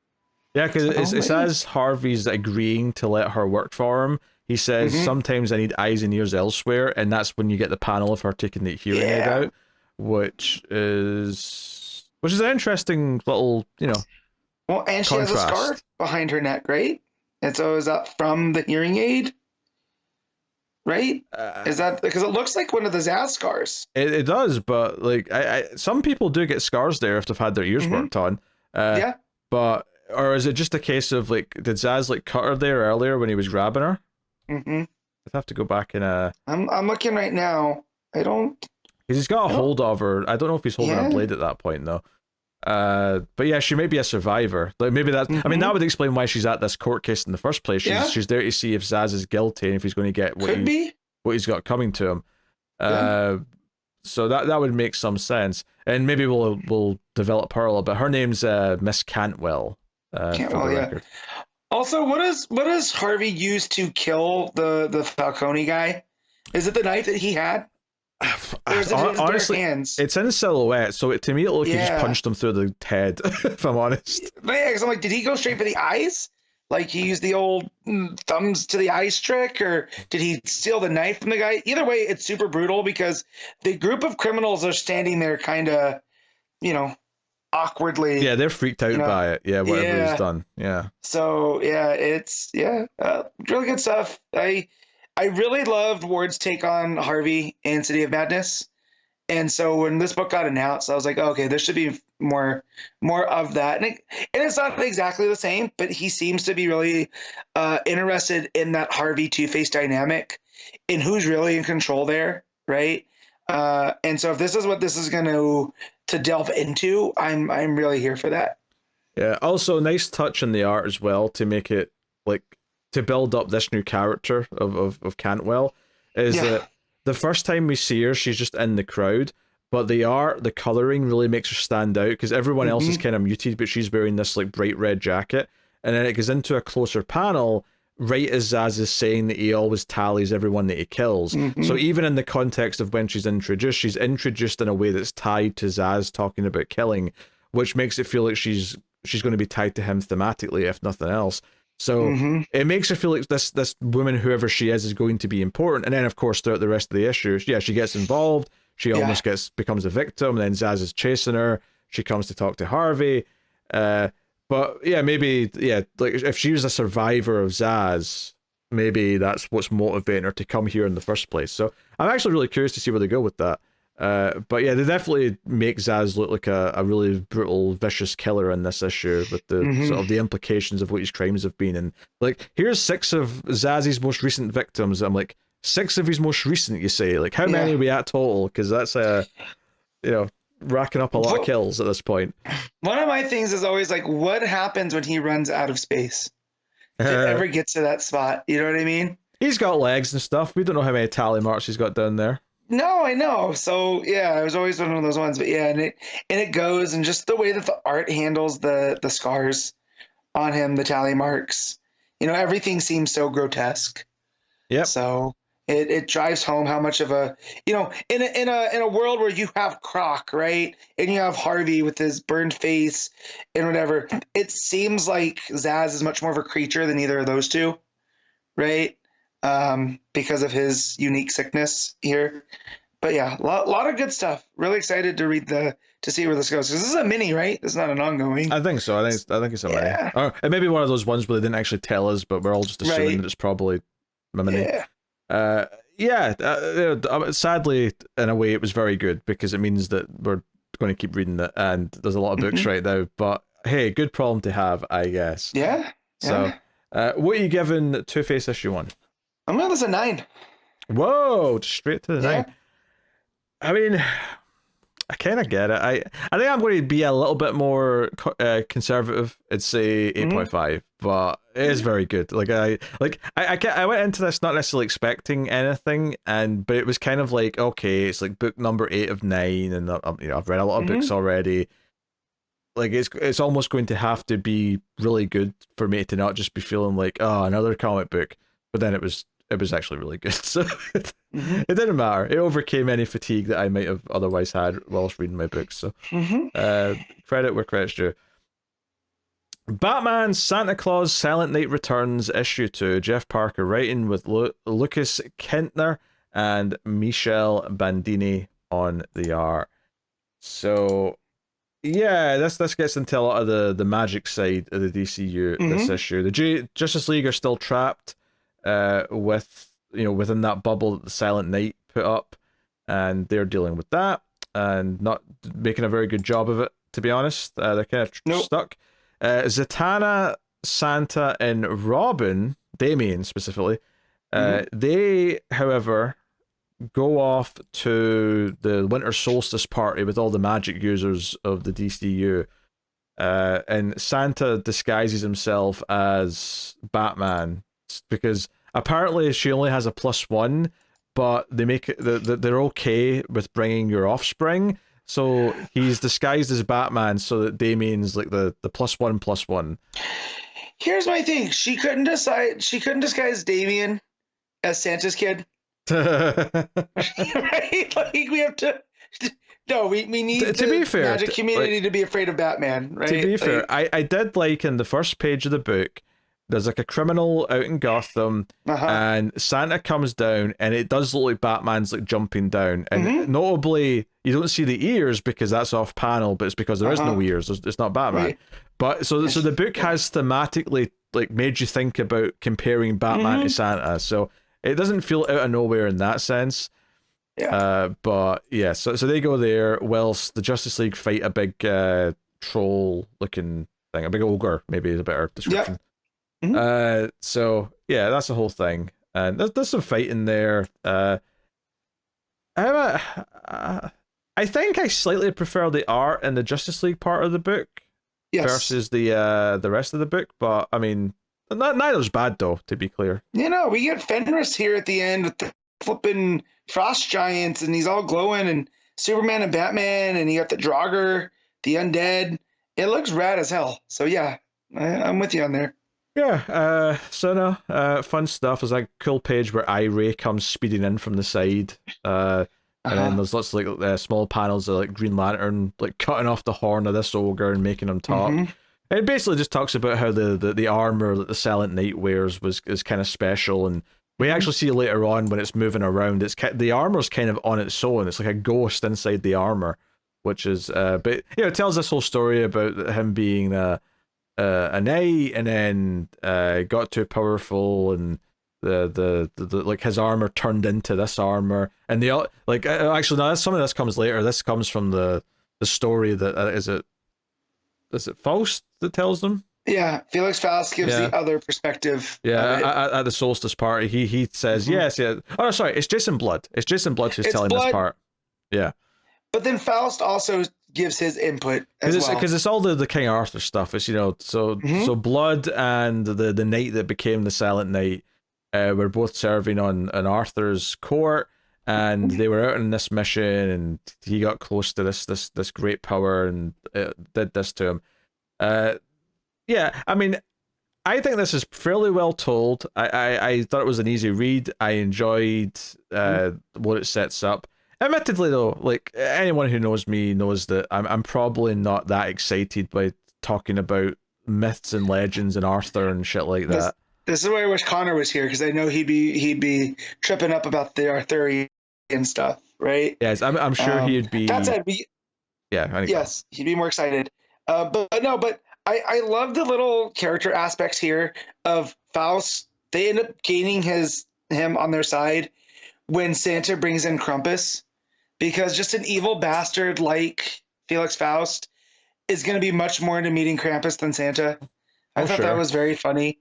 And he's like, someone take a picture. Can I get in the basket right? That he carries people away from. I thought that was really funny. And so this character of the Silent Knight, right? Um, it was driving me nuts because like I know this name, Sir Brian Kent, and he's one of Hawkman's identities. He's one of the guys that he's been reincarnated from. Oh, okay. So when they call him the Hawk of Camelot, it's right there. So, however he got corrupted and formed this army and all this other stuff, I'm sure there's going to be more revealed here. You know, maybe sentient armor or something. But yeah, he's properly creepy when he shows up. Just when they summon him there, Faust brings the Silent Knight there, and then he ends up fighting, Santa. Yeah, and... they think they're going to like contain him, but he's able to break free of the magic spell, so they end up having to fight him. And the big cliffhanger at the end of the issue is that Jason Blood gets branded and turns into one of these like zombies at the end. So he gets marked, which means if Etrigan shows up, is Etrigan marked, or is it just blood? That is a very good question. I was waiting for the Etrigan factor as soon as Jason Blood popped up. But seeing him here, and it's the whole Hollow Kingdom. That's where the story is, and they had sent Sir Brian or King Arthur had put up this. It wasn't really a challenge. He basically told him to stay away. But a lot of the knights were like, "Oh, we'll go find this Hollow Kingdom, and then we'll gain Arthur's favor."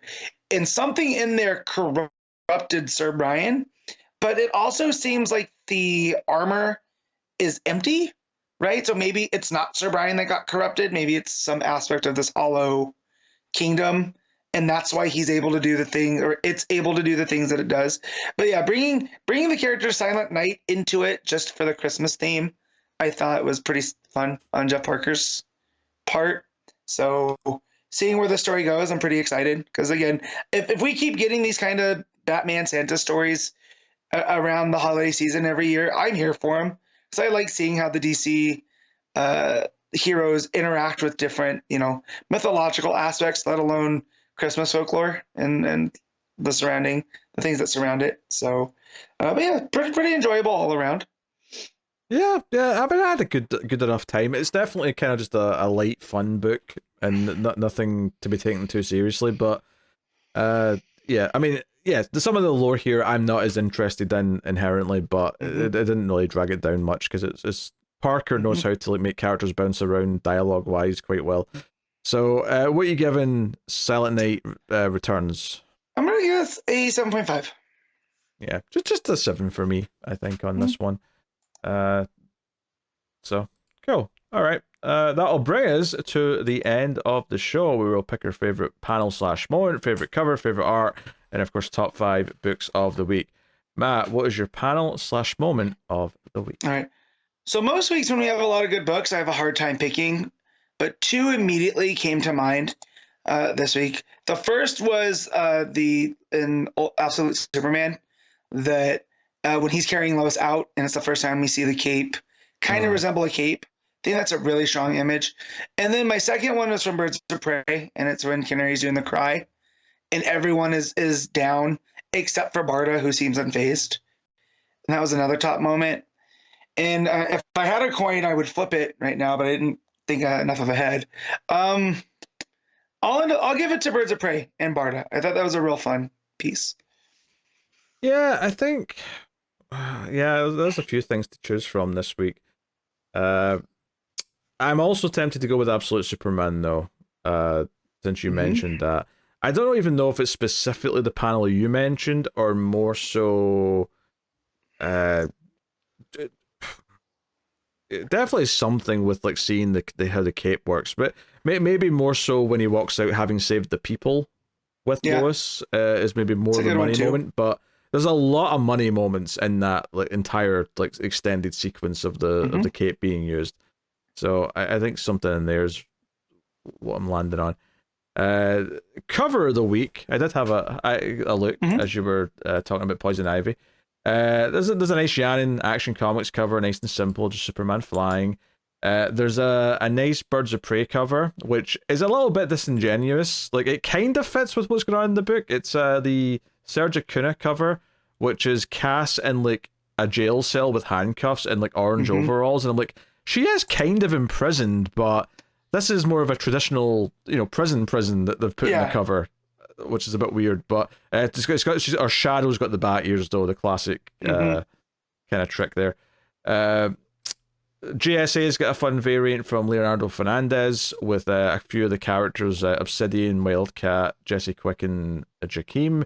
My pick though has to be the main cover for Batgirl. It's just gorgeous. It's Cass is jumping down, her cape's up, there's lots of bats behind her. Her mother's kind of in the fiery sky in the background. It's got that sort of painted looking quality to it. It stuck out to me. To be fair, the variants for Batgirl are pretty solid as well, but the main cover is my pick. Where you going with? All right, so I have 3 to talk about that you didn't bring up. There's an Action Comics variant that's got Kara. It's the A.L. Kaplan variant. It's got Kara sitting on the world. Okay. And her cape's kind of flowing behind her. I thought we were going to go for the weird one where it's her in like a sort of ice like dress or something. No. I was like, what is this shit? What's going on? Not a fan of that one. But no, it's got her cape kind of flying up around and the kind of galaxy behind her. It looks really, really nice. And of course, it's an Ivy week, so there's a Jenny Frisian Ivy cover, right? And it's right. But surprisingly, that's not what I'm going to pick this week. But anyways, but that one's got Ivy surrounded by flowers. It looks like she's like kind of not cradling one, but kind of nestling it, and it looks real nice. But mine's going to be Christian Ward's variant cover for Two-Face. That's got Harvey wearing the Justice's blindfold while holding up the scales, and it has Two-Face on one and Harvey unaltered on the other. And it's just kind of, I feel like, the mission statement for the book. So that's going to be my pick. All right. Best art of the week. Man, this is another tough one. Because I really love Ivy with Takara. That goes every time there's an Ivy book. But Absolute Superman was very strong this week. Batgirl, I think Birds had some strong art. Two-Face. I'll just go gut instinct. I'll give it to Absolute Superman for Sandoval. I thought the art really stood out this week. It's probably Sandoval's best stuff, honestly. Yeah. He's never been bad, but I think this is maybe he's punching above his weight here a little bit. Yeah, tempting for that. Tempting for Fornes. I think I'm going to go with Batgirl though, with Miyazawa. Yeah. But there's a few that I could have picked for sure. All right, top 5 books, Matt. All right, 1, Absolute Superman. 2, Two-Face. 3, Ivy. 4, Action Comics. 5, Batgirl. Okay, my number 1 is Batgirl. My number 2 is Absolute Superman. My number 3 is Two-Face. My number 4 is Birds of Prey. Number 5.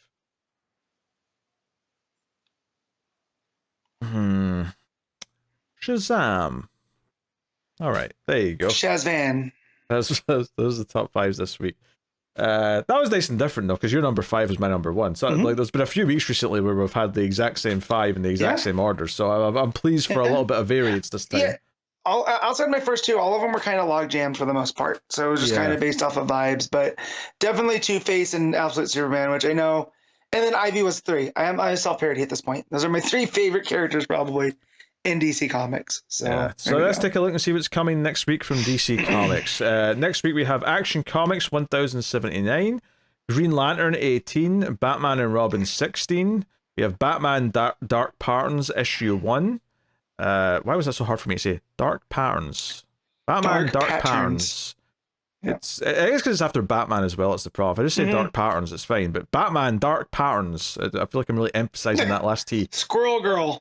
Anyway, so there was preview pages for that at the back of a lot of the issues this week. I never looked at them. I thought I'll read it next week. The art looks good. Yeah, the art looks good. Yeah, it looks good. Yeah. DC versus Vampires World War V issue 5, Superwoman Special issue 1. So we've got kind of like a Superman annual for, but it's Lois focused. So that's maybe interesting. We have Silent Night Returns issue 3, Black Lightning issue 2, Batman Wayne Family Adventures 142, Gotham City Sirens Uncovered issue 1, and then some facsimiles and et al. So, yeah, a little bit quieter next week, which is nice. I'll get a couple of Patreon books in, which is handy. But that is what's coming next week, and that will wrap up more or less the show. This has been Comics from the Multiverse. I tried to go a little bit quicker with some of the books, and it's not quite 3 hours, so it's shorter than last week. Not by much. I'm so happy I only have 6 books. I only have 6 books next week. Yeah, I'm so happy. Yeah, a little break next week. But that is the show, everyone. Thank you for joining us. You can support all the content and help the podcast out by going over to patreon.com/MailFuzzTV and supporting over there. And of course, like, subscribe, ding the bell, share the podcast out, all the usual things. But that is us. So thank you very much for joining us. We do appreciate it. Keep reading DC Comics, and remember to never get lost in the Speed Force.